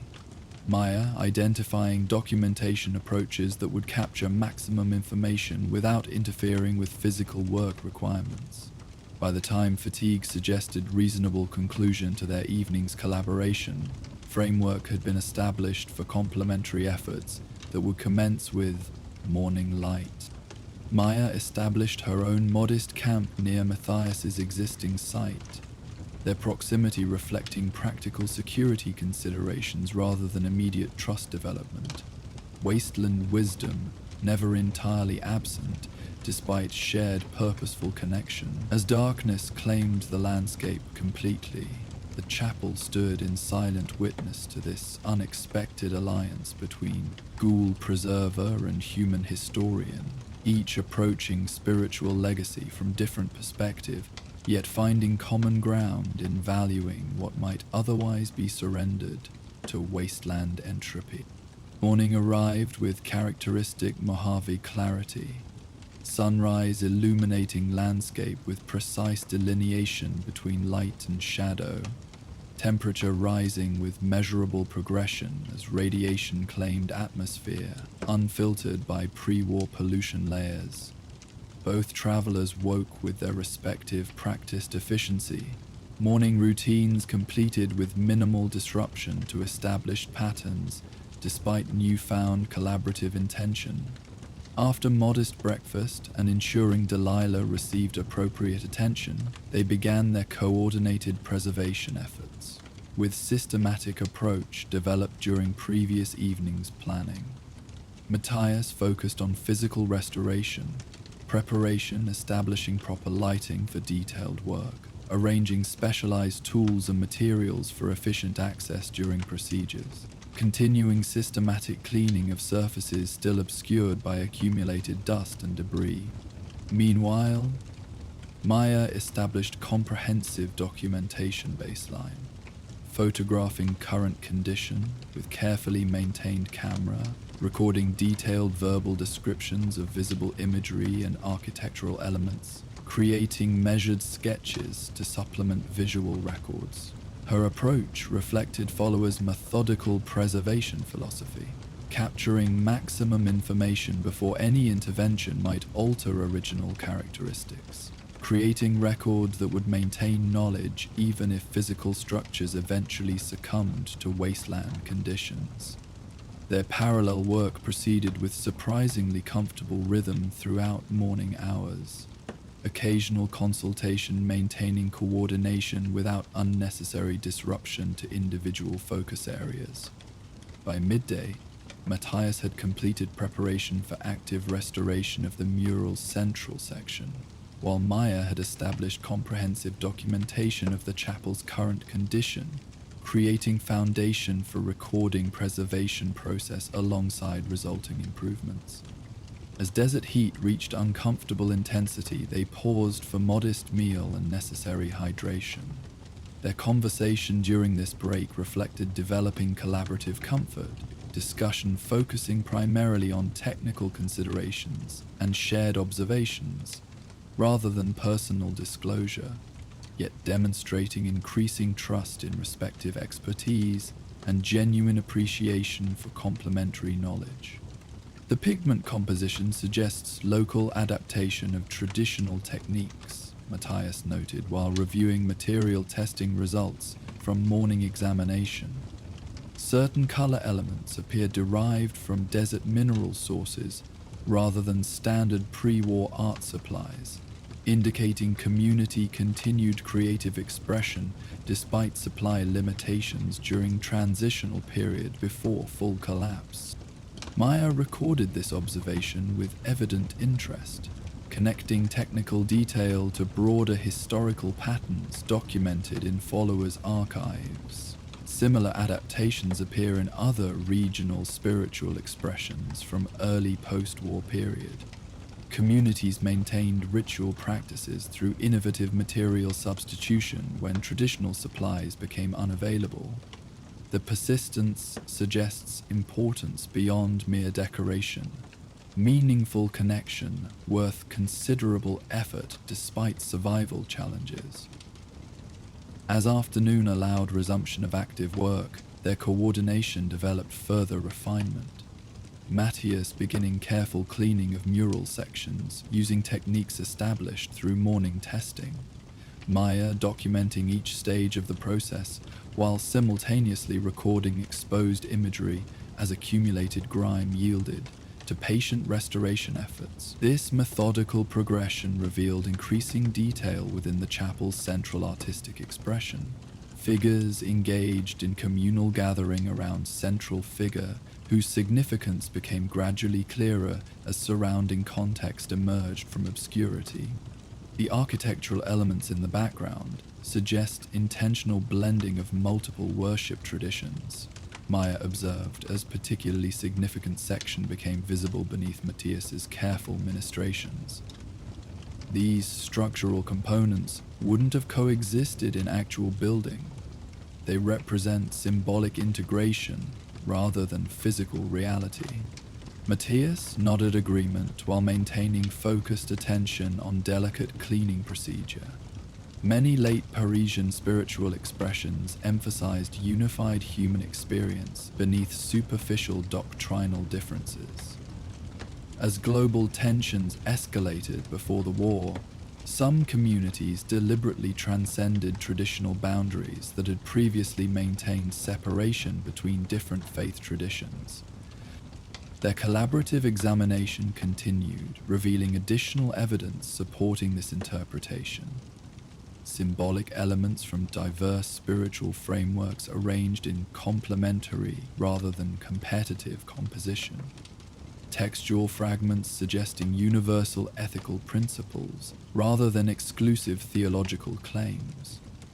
Artistic technique incorporating stylistic elements from multiple cultural traditions within unified aesthetic approach.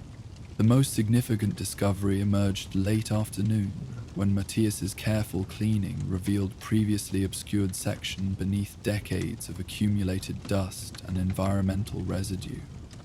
What initially appeared as darkened area of uncertain significance gradually revealed itself as secondary mural layer. Earlier imagery partially covered by subsequent artistic addition, yet intentionally incorporated rather than completely obscured. There's another painting underneath, he noted with quiet excitement that maintained careful restraint appropriate for delicate preservation work. Not damaged original, but deliberate palimpsest. New expression incorporating rather than replacing earlier tradition. Maya moved closer with heightened interest, recording equipment capturing this significant discovery as it emerged beneath Matias' patient restoration. Together they observed with shared appreciation as careful cleaning revealed remarkable artistic choice. Earlier religious imagery showing traditional devotional scene partially visible beneath newer composition that maintained respectful integration rather than revolutionary replacement. The technique suggests theological evolution rather than rejection, Maya observed, professional documentation momentarily yielding to genuine wonder at their shared discovery. The artists acknowledged earlier tradition while expanding representation to include broader spiritual perspective. Not erasure, but expansion. Remarkable choice during period typically characterized by increasing divisiveness. This discovery transformed their understanding of the chapel's particular significance within regional spiritual landscape. Rather than merely another worship space among many similar structures, this modest sanctuary appeared to represent intentional integration point, physical location where multiple traditions had found common ground despite broader cultural forces driving separation and conflict during pre-war period. As evening approached, bringing welcome relief from desert heat while transforming harsh illumination to softer golden light filtering through the stained glass window, their collaborative efforts had revealed substantially more than either might have discovered working independently. Matias's physical restoration had uncovered artistic elements invisible beneath environmental accumulation, while Maya's historical knowledge provided interpretive framework that transformed technical details into meaningful cultural understanding. Their evening meal, shared beside small cookfire outside the chapel, carried different quality than previous night's cautious introduction. Conversation flowing with increasing comfort, as shared purpose created connection transcending obvious differences between ghoul preserver and human historian. Maya shared broader context from followers' regional documentation efforts, describing how spiritual practices had evolved throughout post-war generations, while maintaining certain fundamental elements across vastly different community circumstances. The consistent element across varied expressions appears to be communal meaning-making, she explained while recording additional observations in her journal. Whether maintaining recognizable connection to pre-war religions or developing entirely new frameworks, communities preserve spaces where existence's fundamental questions can be explored together rather than in isolation. Matias nodded with evident appreciation for this observation that aligned with conclusions developed across decades of preservation work. These sanctuaries represent more than historical artifacts. They provided shelter for humanity's collective spiritual questioning. Even when original practices have been forgotten, the spaces themselves maintain connection to shared meaning beyond individual survival concerns. Their conversation continued as darkness claimed the Mojave completely, transforming their small campfire into focal point amid vast wasteland expanse. The chapel stood silent witness nearby, its whitewashed walls faintly luminous beneath starlight unprecedented in clarity, without pre-war atmospheric pollution. The structure represented perfect metaphor for their shared preservation mission. Modest human creation maintaining connection to meaning amid desolation that might reasonably have reduced existence to mere survival imperatives. As fatigue eventually suggested reasonable conclusion to their evening's collaboration, plans for subsequent days' efforts reflected deepening coordination rather than merely parallel activities.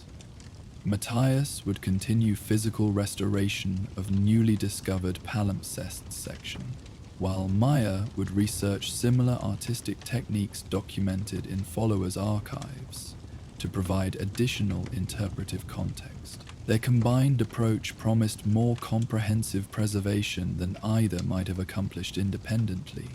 Physical restoration, enhanced by historical understanding. Documentation enriched by technical expertise regarding material composition and artistic techniques. Morning arrived with characteristic desert clarity. Sunrise illuminating landscape with precise delineation between light and shadow. Temperature beginning its inexorable climb toward midday intensity. Both travelers rose with their respective practiced efficiency. Morning routines completed with growing comfort in shared space, despite vastly different backgrounds and physical nature. Their second full day of collaborative preservation proceeded with refined coordination. Matias focusing on stabilizing fragile pigments in the palimpsest section, while Maya established communication with nearby followers' outposts using portable radio equipment, arranging additional supply delivery to support extended restoration beyond materials currently available in the ghouls' personal inventory. By midday, their efforts had established foundation for preservation work that might continue for several weeks rather than merely days.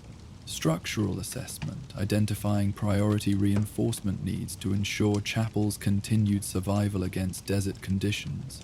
Artistic restoration, proceeding with carefully documented methodology that would allow continuation even if individual participants changed over time. Historical context established through comprehensive recording that would preserve meaning even if physical structure eventually surrendered to entropy. The unexpected alliance between ghoul pilgrim and human historian represented perfect symbioses of complementary preservation approaches. Physical restoration ensuring continued existence of sacred space, where possible.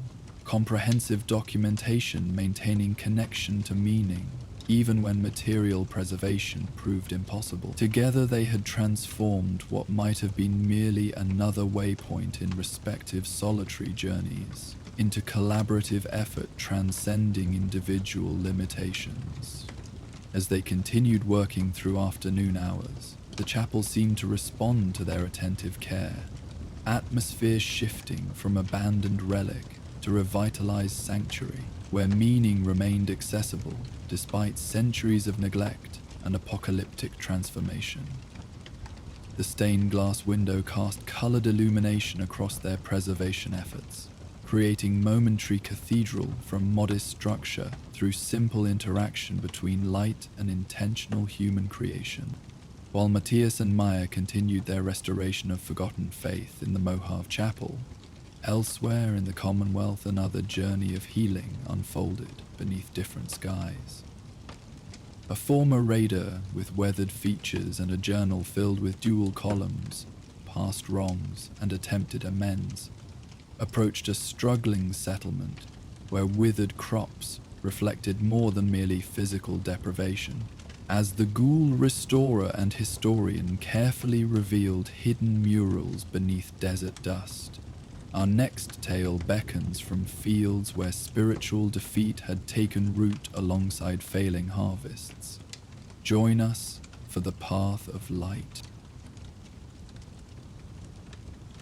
The afternoon sun hung low in the Commonwealth sky, casting long shadows across a landscape transformed by nuclear devastation and the slow persistence of nature's reclamation. Golden light filtered through scattered clouds, illuminating a small settlement nestled between gently rolling hills. From a distance, the community presented a picture of pastoral simplicity. Modest structures arranged around central common areas, cultivated fields extending outward in careful organization, protective walls constructed from salvaged materials providing basic security without fortress-like isolation. Yet closer observation revealed subtle signs of struggle beneath this seemingly peaceful tableau. The planted fields showed concerning patterns, crops growing with uneven progress, some areas showing the yellow droop of failing plants, rather than the vibrant green of healthy cultivation. Movement within the settlement lacked the energetic purpose that characterized thriving communities, residents instead displaying the measured conservation of those preserving strength against gradually mounting challenges. Along the approaching road, a solitary figure walked with unhurried determination. Unlike the furtive movement typical of wasteland travelers, this wanderer maintained steady, almost meditative pace. A weathered pack balanced across broad shoulders showed careful weight distribution developed through long experience with extended journeys. A walking staff fashioned from repurposed metal provided both support and subtle defensive capability, its surface worn smooth from years of constant handling. Carter Rhodes observed the settlement with experienced assessment as he approached, noting both practical conditions and less tangible atmosphere that experienced travelers learned to recognize. The community's physical infrastructure remained sound, despite evident maintenance delays. Buildings structurally stable, though showing cosmetic neglect. Defensive walls adequately positioned despite needing reinforcement in several sections. Water collection systems functional, though operating below optimal efficiency. More concerning than these physical indicators was the settlement's emotional atmosphere.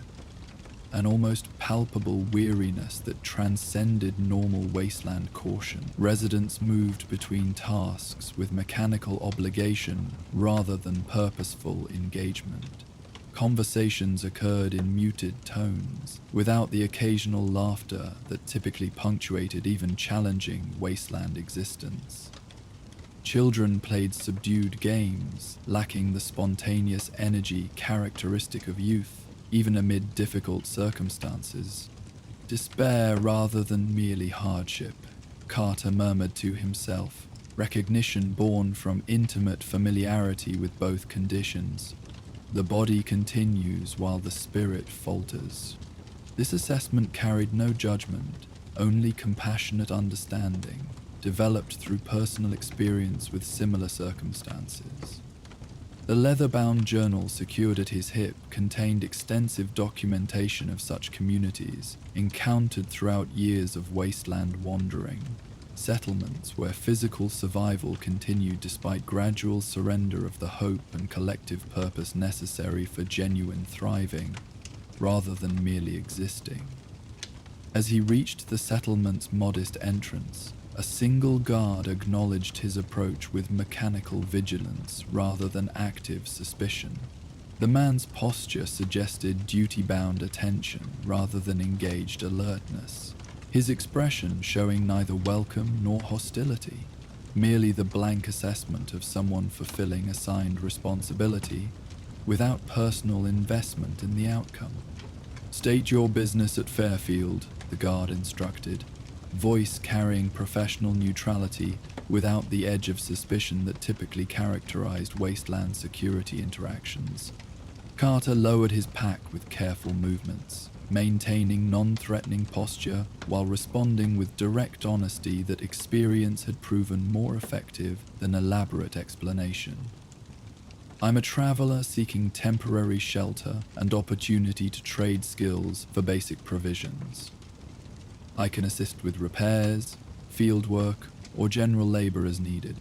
The guard studied him with assessment that focused primarily on potential threat evaluation rather than consideration of potential contribution. After brief consideration, he nodded toward the settlement interior. "You can speak with Jorah at the community hall. He coordinates visitor arrangements and work assignments. Standard rules apply. Surrender any heavy weapons during your stay. Observe curfew after dark. Disputes settled by council adjudication rather than personal resolution." These reasonable security measures reflected standard protocols in established Commonwealth settlements rather than exceptional caution, further confirming Carter's assessment that the community's challenges stemmed from internal condition rather than external threat circumstances. He acknowledged the instructions with respectful nod, securing his pack before proceeding toward the indicated building near the settlement's center. The community hall occupied what had once been a pre-war administrative building of some kind, its concrete construction having weathered nuclear devastation with greater resilience than surrounding wooden structures. Though faded and weathered, the building maintained dignified presence within the settlement layout. Central gathering place where collective decisions would be made, community celebrations conducted in better times, shared meals distributed during harsh seasons when individual households might struggle with provisions. Inside, afternoon light filtered through windows long since stripped of glass, replaced with translucent material that provided weather protection while allowing natural illumination.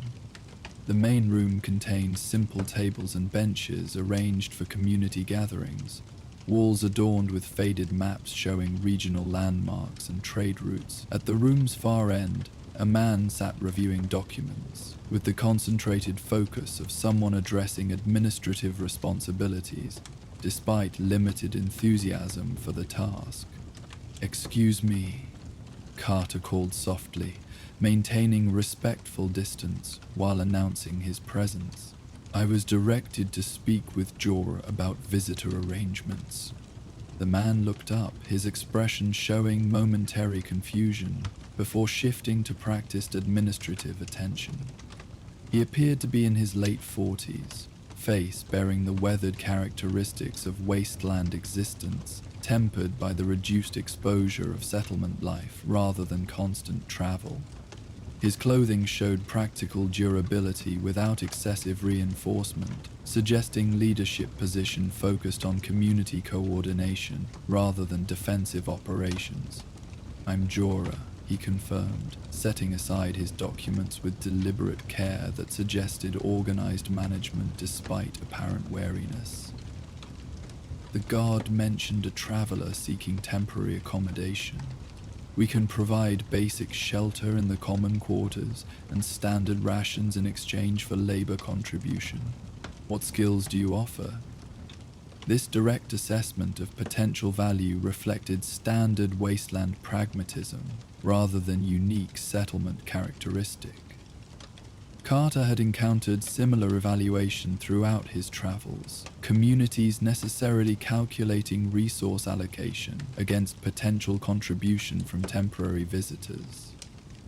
His response acknowledged this reasonable approach while offering genuine capabilities rather than exaggerated claims. General repair skills for basic structures, some experience with crop management including irrigation efficiency, competent with standard defensive patrols, though I prefer supportive rather than combat assignments. I am also willing to assist with whatever immediate needs might be most pressing for your community. Jorah nodded with subtle appreciation for this straightforward assessment, without excessive self-promotion. "Irrigation assistance would be particularly valuable at present. Our crop yield has been declining despite water availability. Possible distribution inefficiency rather than supply shortage. Can you begin assessment tomorrow morning? Standard visitor arrangements apply. Communal quarters in the eastern building. Morning and evening meals provided. Work assignment between breakfast and dinner, with midday break during peak heat." These arrangements reflected typical settlement protocols. Reasonable exchange of basic necessities for valuable labor contribution.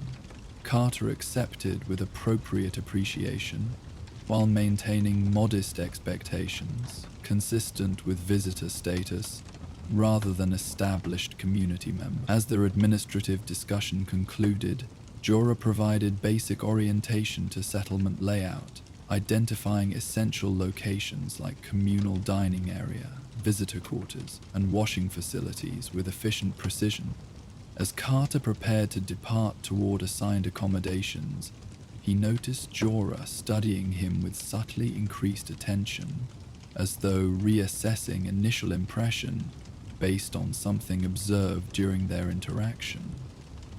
After brief hesitation, The settlement leader posed question with measured curiosity. Your demeanor suggests experience beyond standard wasteland travel. The way you carry yourself, observe surroundings, engage conversation, reminds me of someone who's seen many communities rather than merely survived between destinations. What brings you to Fairfield specifically? We're not on major trade routes. The inquiry represented reasonable security consideration rather than inappropriate prying. Settlement leaders necessarily evaluating visitors' motivations beyond immediate resource exchange. Carter considered his response carefully, balancing honest disclosure against unproductive detail that might create unnecessary complications. I've traveled extensively throughout the Commonwealth, he acknowledged with simple accuracy. My path follows opportunity to provide assistance where needed, rather than specific destination objectives. Fairfield appeared potentially receptive to temporary contribution based on observation during approach. This response, while truthful, represented careful understatement of his actual methodology. The journal, secured at his hip, contained extensive documentation of communities encountered throughout years of wandering. Settlements where his particular skills might address not merely physical infrastructure, but the less tangible spiritual depletion that often preceded community dissolution, despite adequate material resources. His approach to Fairfield had been intentional rather than coincidental, based on information gathered from traders who described settlement displaying classic signs of collective despair beneath surface stability. Jorah appeared satisfied with this explanation, though his expression suggested continued assessment rather than complete acceptance. Fair enough. We can certainly use skilled assistance, particularly with crop concerns. I'll introduce you to Marcus tomorrow morning. He coordinates agricultural operations and can direct your irrigation assessment. With arrangements established, Carter proceeded toward the visitor quarters identified during orientation. As he crossed the settlement's central area, his observations confirmed initial assessment of community condition.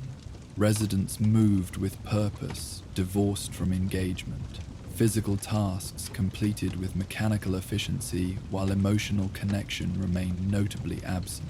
Conversations occurred when necessary for coordination, but lacked the social dimension that typically characterized successful settlements where residents built community beyond merely shared location. The visitor quarters presented simple but adequate accommodation, clean sleeping surfaces arranged with modest privacy partitions, secure storage for personal belongings, basic washing facilities, maintained with functional efficiency despite limited resources. Several other travelers occupied separate sections. Traders, based on their equipment organization, perhaps a caravan guard resting between assignments, individuals whose purpose remained appropriately private within shared space, designed for temporary accommodation rather than community integration. After securing his belongings with habitual care, Carter removed the leather journal from its protective pouch at his hip. This simple book, its cover worn smooth from years of handling, represented more than mere travel documentation. Its pages contained dual record, maintained with meticulous consistency. Left pages documenting transgressions committed during his former existence. Right pages recording attempts at balancing these past actions through positive contributions during subsequent wandering. Each entry followed consistent format, creating parallel columns that allowed direct comparison between harm once inflicted and healing later provided. The left pages contained stark documentation without self-justification or contextual mitigation. Lead raid on farming settlement near Salem. 3 casualties, multiple injuries, winter food stores destroyed, causing subsequent hardship. The facing right pages recorded corresponding redemptive efforts, without claim of equivalence or completed atonement. Assisted Abernathy Farm establish reinforced storage facility, design incorporating security features against raider tactics I once employed. Structure should protect winter provisions for approximately 20 family units. This accounting system represented neither self-flagellation nor presumption of achievable absolution. Rather, it provided a structured framework for continuing journey. Acknowledgement of irrevocable past actions, alongside commitment to creating positive impact wherever possible during remaining existence. Carter reviewed recent entries with thoughtful attention before adding preliminary observation regarding Fairfield's particular circumstances. Settlement displays characteristics of spiritual depletion, despite adequate physical infrastructure. Collective despair rather than material deprivation as primary challenge. Crop failure appears symptomatic rather than causal. Possible disconnection between physical labor and meaningful purpose. With documentation complete, he returned the journal to its protective storage before preparing for communal dinner announced by simple bell signal from the settlement's central area. The evening meal would provide opportunity for additional observation regarding community dynamics while establishing appropriate visitor presence. Engaged, but unobtrusive, contributing without presuming immediate integration into established social structures. The communal dining area occupied a covered pavilion adjacent to the main hall, practical arrangement allowing weather protection while accommodating the settlement's population without requiring fully enclosed structure. Simple tables arranged in orderly rows provided seating organized by apparent household groupings, with designated section near the serving area reserved for visitors and temporary residents. The meal itself reflected modest but adequate provisions. Stew containing cultivated vegetables and small portions of preserved meat, bread made from locally grown razor grain, purified water distributed from central container. As Carter joined other travelers at the designated table, he continued observing community interactions with careful attention. The mechanical efficiency noted earlier extended to mealtime operations, residents collecting portions with organized procedure, consuming sustenance with practical focus, conversations limited to necessary coordination regarding subsequent activities rather than social engagement or shared reflection on the day's experiences. Most notable was the near absence of laughter or spontaneous interaction between different household groups, each family unit maintaining functional self-sufficiency without the community integration that typically characterized successful settlements. An elderly resident approached the visitors' table as the meal progressed, offering additional bread with simple hospitality that appeared personal initiative rather than assigned responsibility. Her weathered features showed the distinctive patterns of someone who had witnessed the wasteland's harshest challenges, yet maintained fundamental humanity despite these experiences. "You're recently arrived," she observed as Carter accepted the offered food with genuine appreciation. "I'm Lena. I try to welcome travelers when possible. Remember when I did my share of wandering before joints became too troublesome for regular travel?" This personal introduction, offered without obvious purpose beyond basic hospitality, represented notable exception to the settlement's general interaction patterns. Carter acknowledged both the practical kindness and its apparent uniqueness with appropriate gratitude. "Thank you for both the welcome and the bread. I'm Carter, just arrived this afternoon with plans to assist with irrigation assessment tomorrow." Elena settled beside him with the unhurried movements of someone whose age had brought both physical limitation and reduced concern for unnecessary formality. "Good timing, then. The crops have been struggling despite adequate water supply. Marcus works hard but seems unable to identify what's changed from previous seasons when yields were substantially better. This information, offered without dramatic emphasis or complaint, provided valuable context regarding settlement challenges. Carter received it with attentive interest, recognizing opportunity for conversation that might reveal additional insights beyond official orientation. Has the decline been gradual or sudden? Sometimes irrigation systems develop slow leaks that reduce efficiency before becoming visibly apparent. The physical systems appear unchanged, Elena noted with the practical assessment of someone whose experience predated current difficulties. The reservoir maintains proper levels, distribution channels remain clear, rainfall patterns haven't shifted significantly from previous growing seasons. Something else has changed, though less tangible than water flow or soil composition. This observation, indicating perception beyond merely material factors, suggested Elena might recognize dimensions that younger residents focused primarily on practical survival might overlook. Carter acknowledged this insight with respectful appreciation while maintaining appropriate restraint regarding his own assessment of the settlement's spiritual condition. Sometimes communities face challenges beyond physical infrastructure, he offered carefully. I've encountered settlements where collective purpose became unclear despite adequate material resources, affecting everything from crop cultivation to general maintenance. Elena studied him with increased attention, her assessment suggesting recognition of understanding beyond casual observation. You've seen this pattern before, then?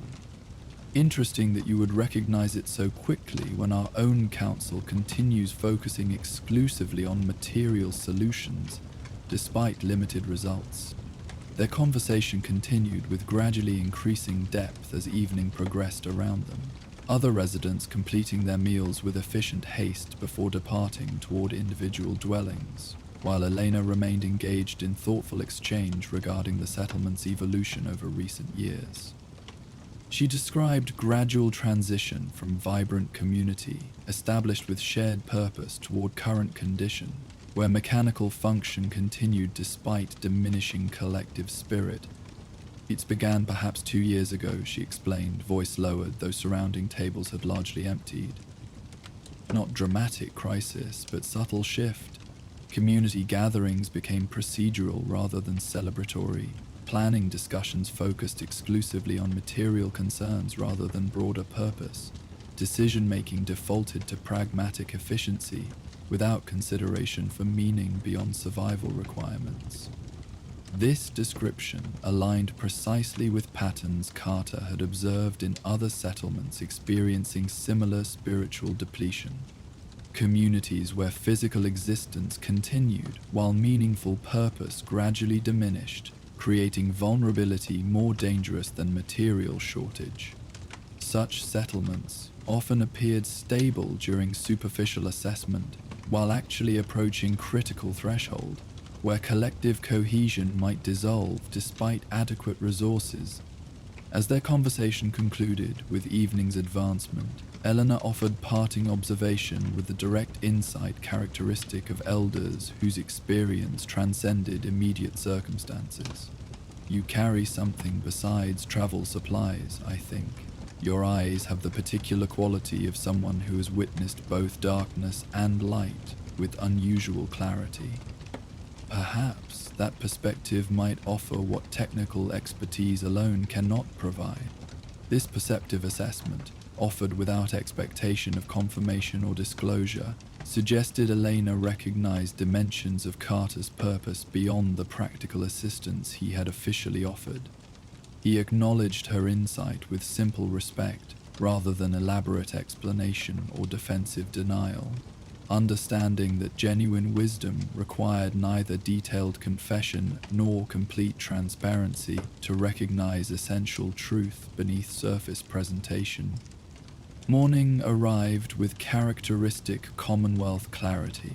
Radiation-adapted atmosphere creating distinctive quality to dawn light, filtering through the visitor quarter's simple window coverings.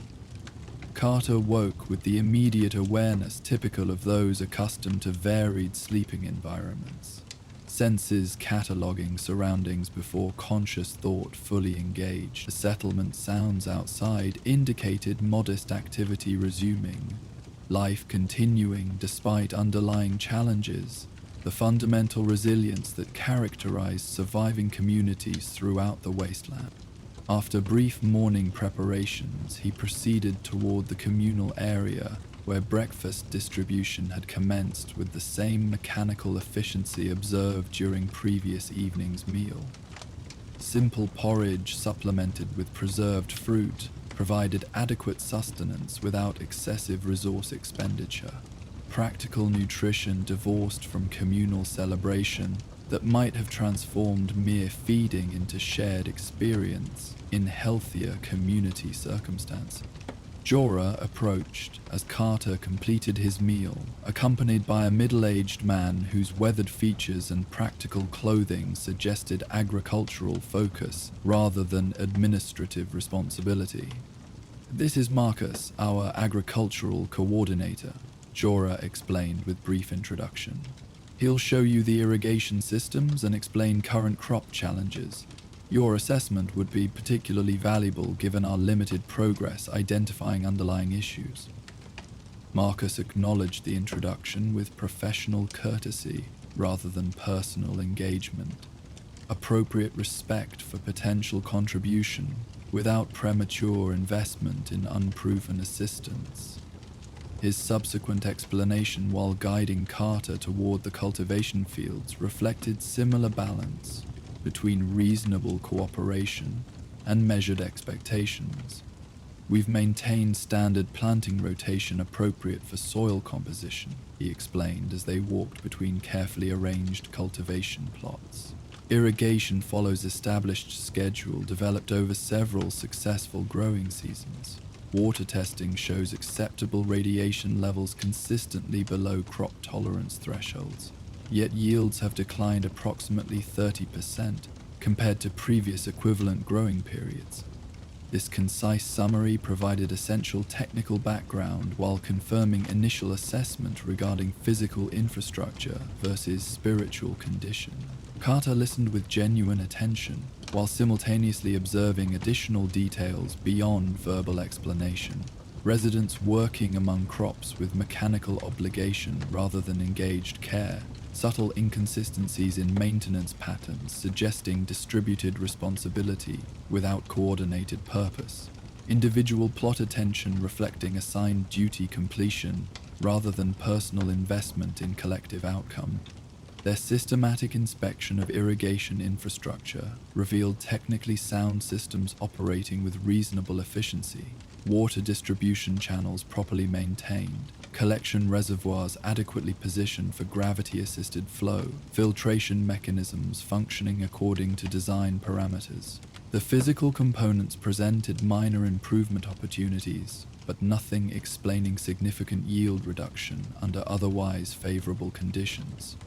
"Your maintenance procedures appear thorough," Carter acknowledged as they completed preliminary assessment. "The technical implementation follows sound principles for Commonwealth growing conditions. May I inquire about community participation patterns? Sometimes cultivation outcomes reflect collective engagement as much as physical infrastructure."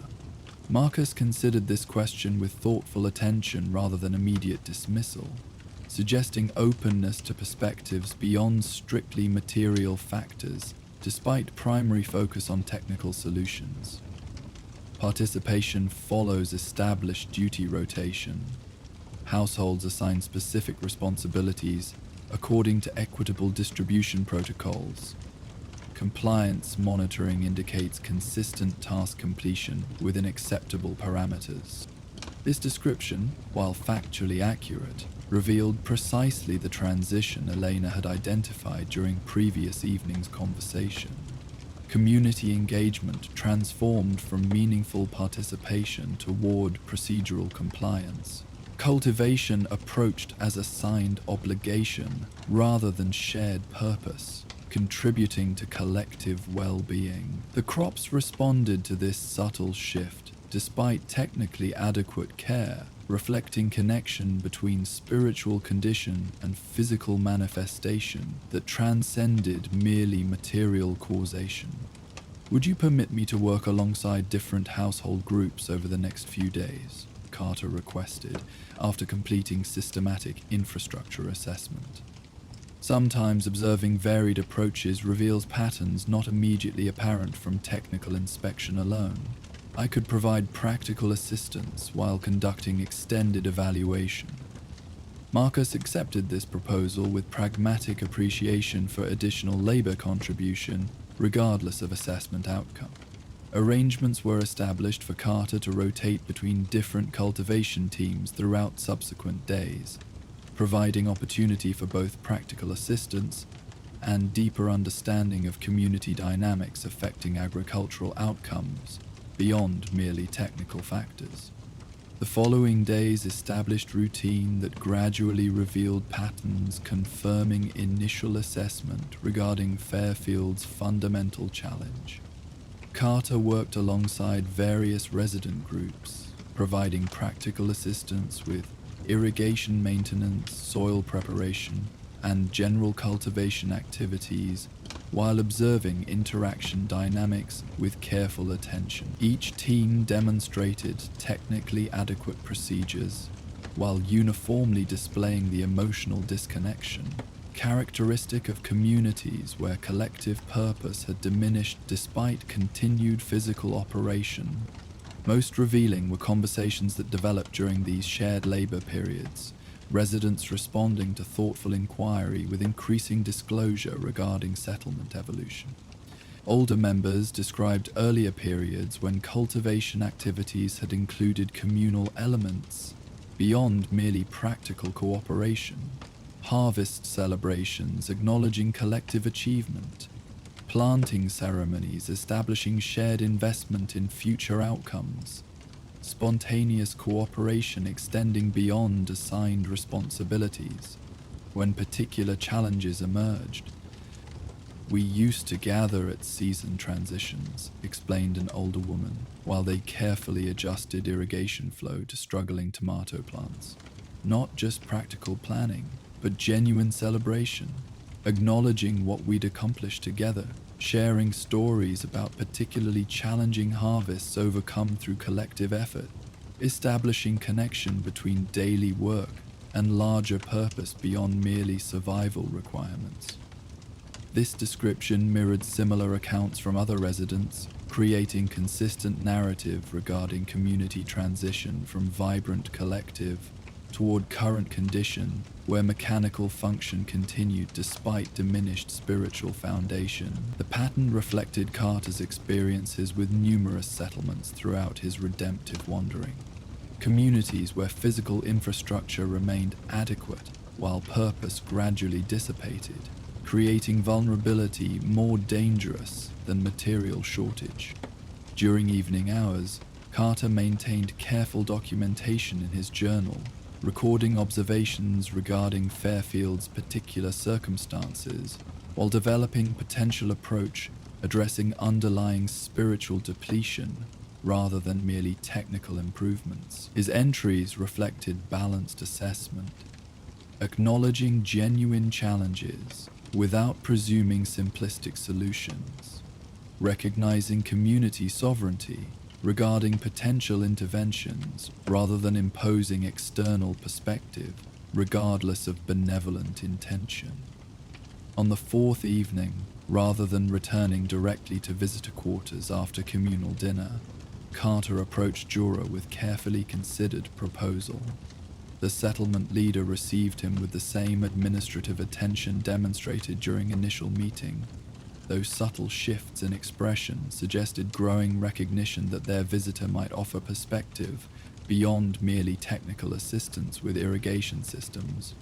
"I've completed comprehensive assessment of your cultivation infrastructure," Carter began, focusing initially on practical findings before addressing deeper considerations. The technical implementation follows sound principles for Commonwealth conditions. I've noted several minor adjustment opportunities that might improve efficiency approximately 5 to 7%, though these modifications alone wouldn't address the yield reduction you've experienced. Jorah received this assessment with measured appreciation for objective evaluation without excessive promise regarding potential improvements. Your observations align with our own technical conclusions. Marcus reported your diligent work alongside different cultivation teams, unusual dedication for temporary visitor. What additional insights might you offer beyond infrastructure modifications? This inquiry, suggesting openness to perspectives beyond strictly material factors, provided appropriate opening for addressing the settlement's fundamental challenge rather than merely technical symptoms. Carter proceeded with careful respect for community autonomy, while offering genuine observation based on extensive experience with similar circumstances. Fairfield appears experiencing transition common among established settlements. Shift from vibrant community toward procedural cooperation without diminished technical capability. The crops respond to this subtle change, despite physically adequate care, reflecting connection between collective purpose and physical manifestation that transcends merely material causation. He paused, allowing Jorah opportunity to dismiss this assessment if it exceeded acceptable intervention from temporary visitor. When the settlement leader remained attentively engaged rather than defensively withdrawn, Carter continued with increased confidence regarding receptiveness to deeper considerations. I've encountered similar patterns in numerous communities throughout the Commonwealth. The transition typically begins gradually, collective activities becoming increasingly procedural, community gatherings focusing exclusively on practical coordination rather than shared meaning, individual contributions measured primarily through task completion rather than purpose advancement. Jorah's expression reflected growing recognition, subtle shifts suggesting internal confirmation of observations that aligned with his own unspoken concerns regarding settlement trajectory. You describe our circumstances with remarkable accuracy for someone present less than a week. What approaches have proven effective in communities experiencing similar challenges? This inquiry represented significant transition from merely technical consultation toward meaningful engagement with underlying spiritual condition. Carter acknowledged its importance with thoughtful consideration before responding, drawing upon extensive experience while recognizing each community's unique circumstances required adapted rather than formulaic approach. Renewal typically begins through reconnection with narrative, rather than merely material intervention, he explained. Communities thrive when daily activities connect with meaningful purpose beyond survival requirements. Sharing stories of collective resilience, acknowledging achievements beyond merely technical success, establishing connection between individual contribution and community identity. These practices create foundation where physical prosperity becomes expression of shared purpose rather than merely technical accomplishment. Their conversation continued with increasing depth as evening progressed, Jorah gradually sharing his own observations regarding settlement transition. Carter offering experiences from communities that had successfully navigated similar challenges, both acknowledging the delicate balance between external perspective and community sovereignty regarding potential intervention. By discussion's conclusion, tentative agreement had been established regarding modest approach that respected existing leadership structure while introducing elements addressing spiritual depletion underlying technical challenges. We have traditional evening gathering tomorrow, Jorah noted as their conversation concluded. originally established for planning coordination, but gradually reduced to procedural announcements. Perhaps that forum might accommodate something beyond merely practical communication, if presented appropriately within existing community expectations. Carter acknowledged this opportunity with genuine appreciation for the settlement leaders' willingness to consider approaches addressing fundamental challenges rather than merely technical symptoms. Their planning continued with practical consideration regarding implementation within established community patterns, respect for existing structures while gradually introducing elements that might reconnect daily activities with meaningful purpose beyond mere survival requirements. The following evening, Gathering demonstrated subtle but significant shift from previous community interactions. Rather than merely procedural announcements regarding work assignments and resource distribution, Jorah introduced brief narrative element. Simple acknowledgement of particular challenges overcome during settlement establishment years earlier. Specific recognition of how collective effort had created possibility beyond what individual capacity might have achieved alone. This modest addition to standard proceedings initially received uncertain response, residents showing momentary confusion regarding deviation from established pattern, before gradually engaging with recollection that connected current existence with meaningful collective achievement rather than merely continued survival. The atmosphere shifted subtly as the narrative concluded. Not dramatic transformation, but perceptible change from mechanical participation toward genuine engagement. Brief glimpses of connection where procedural attention had previously dominated. Following Jorah's introduction, Carter received invitation to share observations regarding irrigation assessment. Rather than focusing exclusively on technical modifications, he incorporated narrative elements within practical recommendations, acknowledging impressive community achievement represented by existing infrastructure, recognizing how current cultivation challenges connected with similar difficulties overcome during previous growing seasons, establishing continuity between past resilience and present capability, despite temporary yield reduction. This approach, balancing practical assessment with meaningful context, received increasingly engaged response from gathered residents. Questions following his presentation addressed not merely technical details, but broader considerations regarding cultivation purpose and community investment, subtle indicators of potential reconnection with collective identity beyond merely procedural cooperation.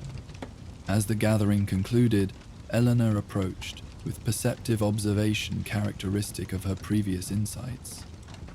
"You offered more than irrigation assessment tonight," she noted quietly. "Your words carried water of different kind. Nourishment for something beyond merely physical crops. Interesting skill for wandering traveler to possess."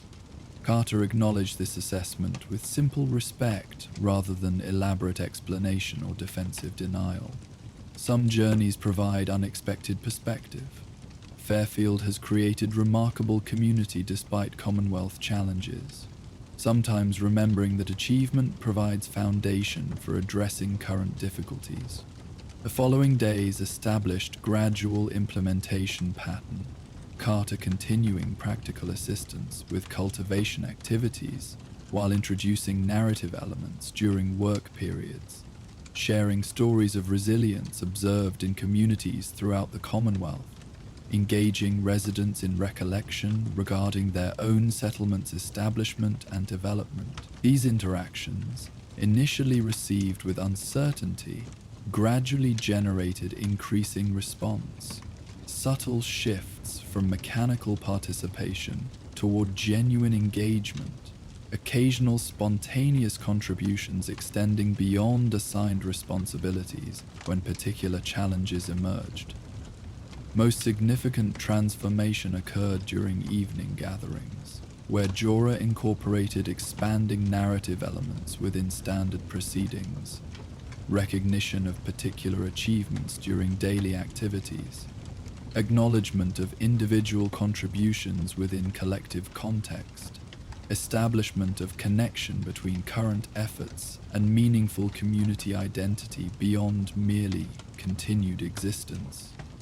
These additions, introduced with careful respect for established patterns rather than dramatic restructuring, gradually elicited increasing engagement from residents previously limited to procedural participation. By the 10th day, subtle but meaningful changes had become apparent throughout settlement operations. Cultivation teams demonstrated increased engagement beyond merely technical procedure, attention to individual plants reflecting genuine care rather than assigned responsibility, spontaneous cooperation emerging when particular challenges required additional assistance, conversations during work periods including consideration of purpose beyond merely task completion.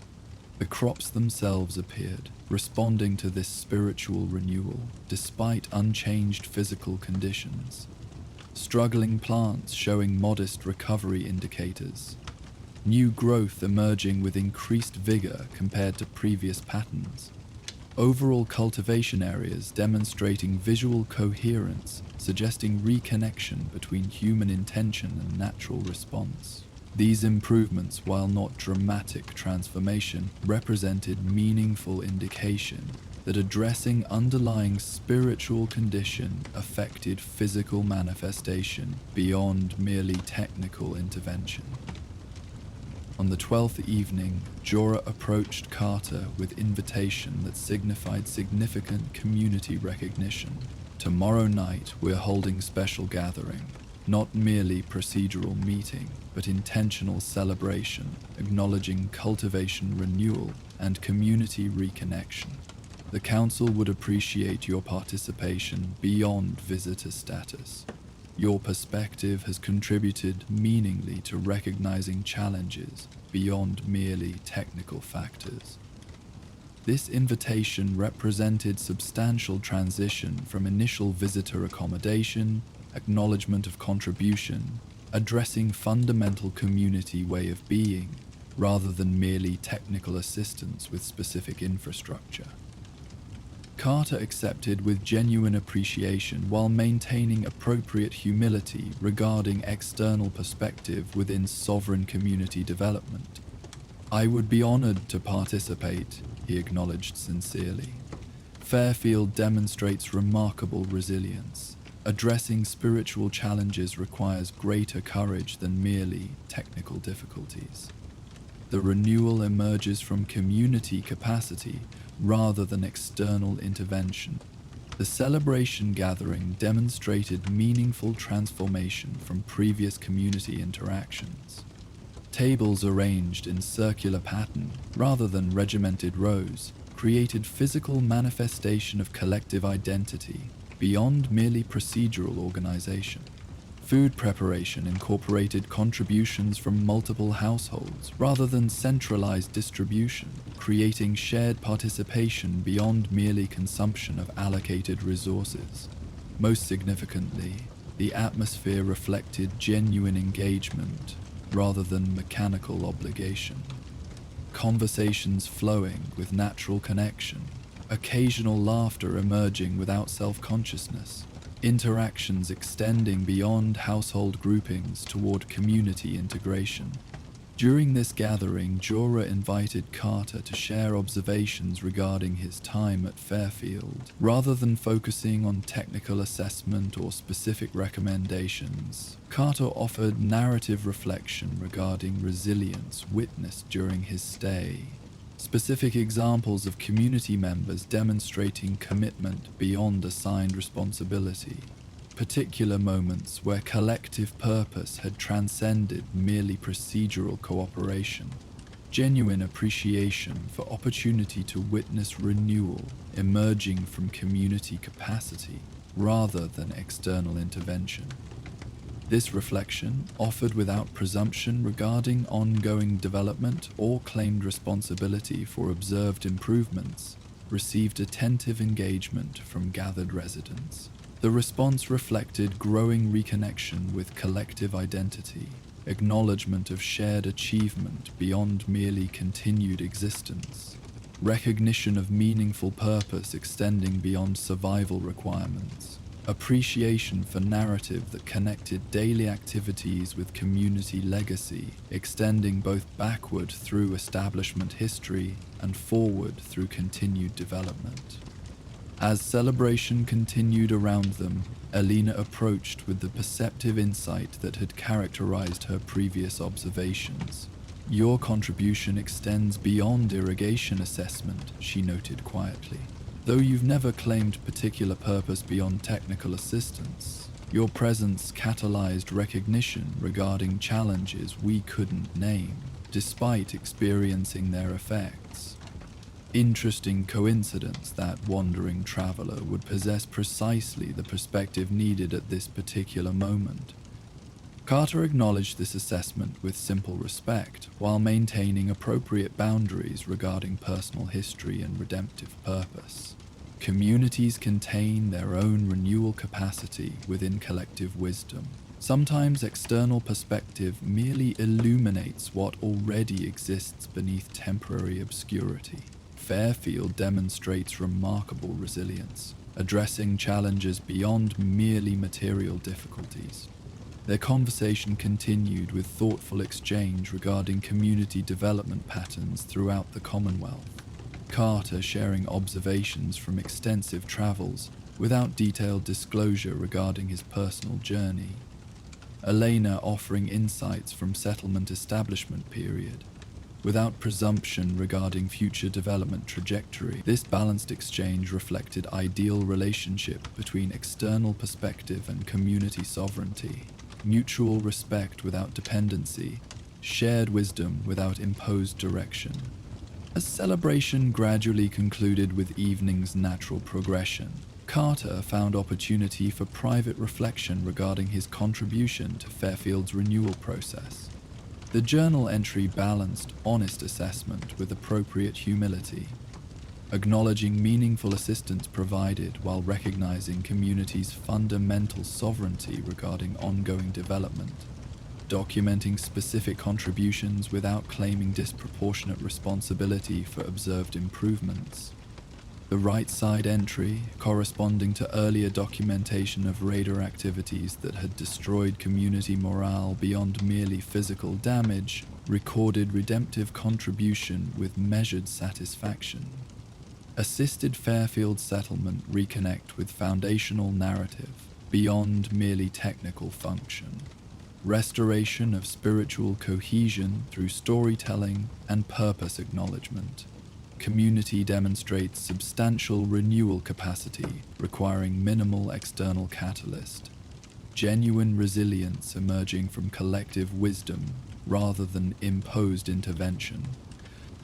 This documentation represented neither completed atonement nor presumed equivalence between past harm and present healing.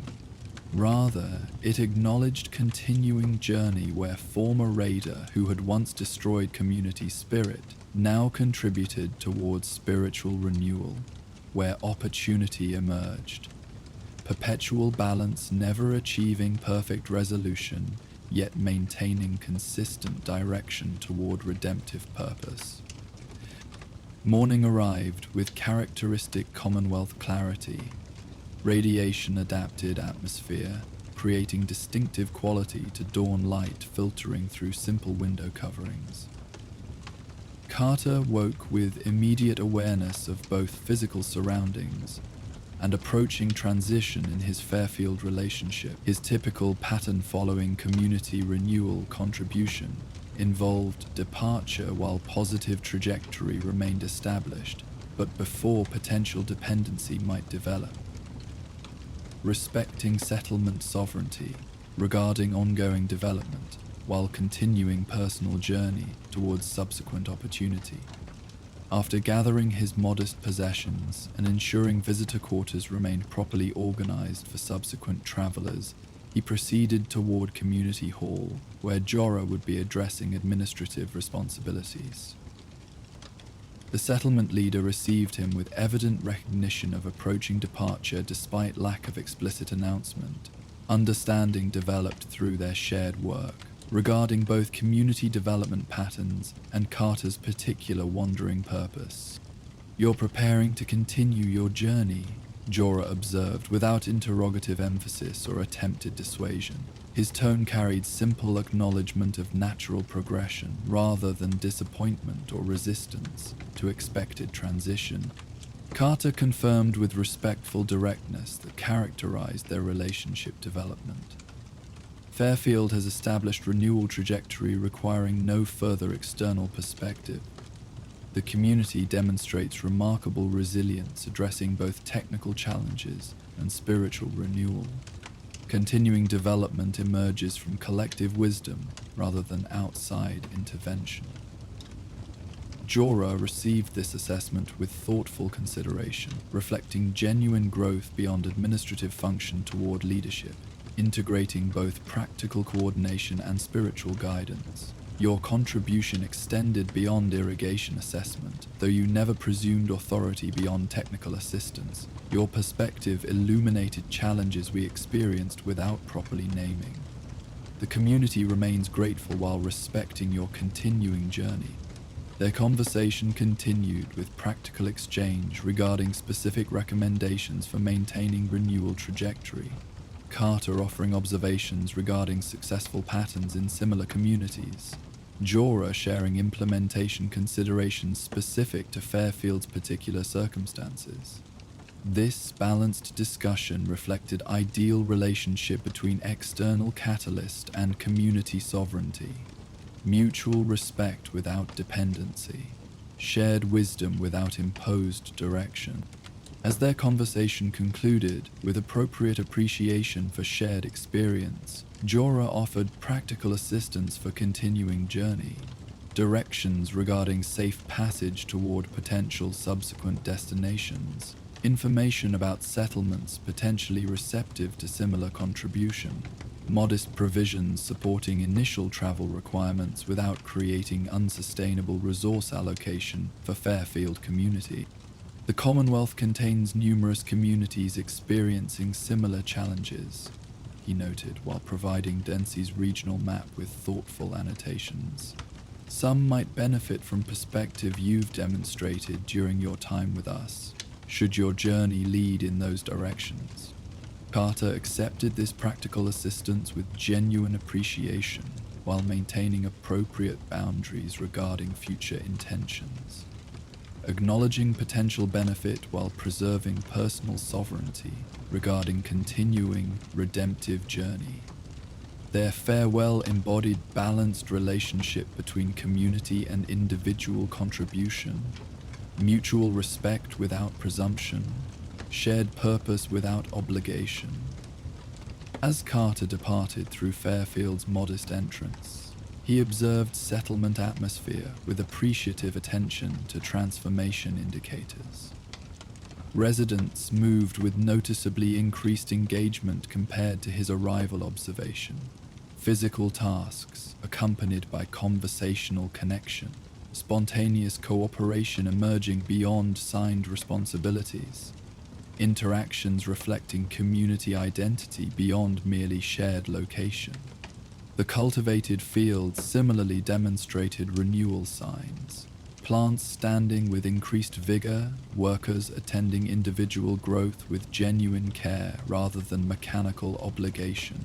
Overall visual coherence suggesting reconnection between human intention and natural response.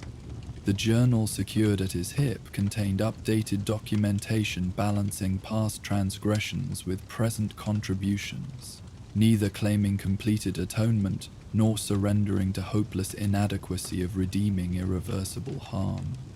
His path stretched before him towards subsequent opportunity, where former Rata might continue offering renewal perspective, developed through intimate familiarity with both destruction and healing processes.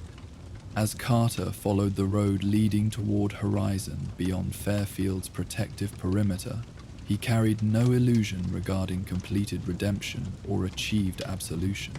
The journal would continue accumulating entries on both sides, documentation of irrevocable past actions, alongside record of continuing healing contributions, perpetual balance, never achieving perfect resolution, yet maintaining consistent direction toward redemptive purpose through remaining lifetime.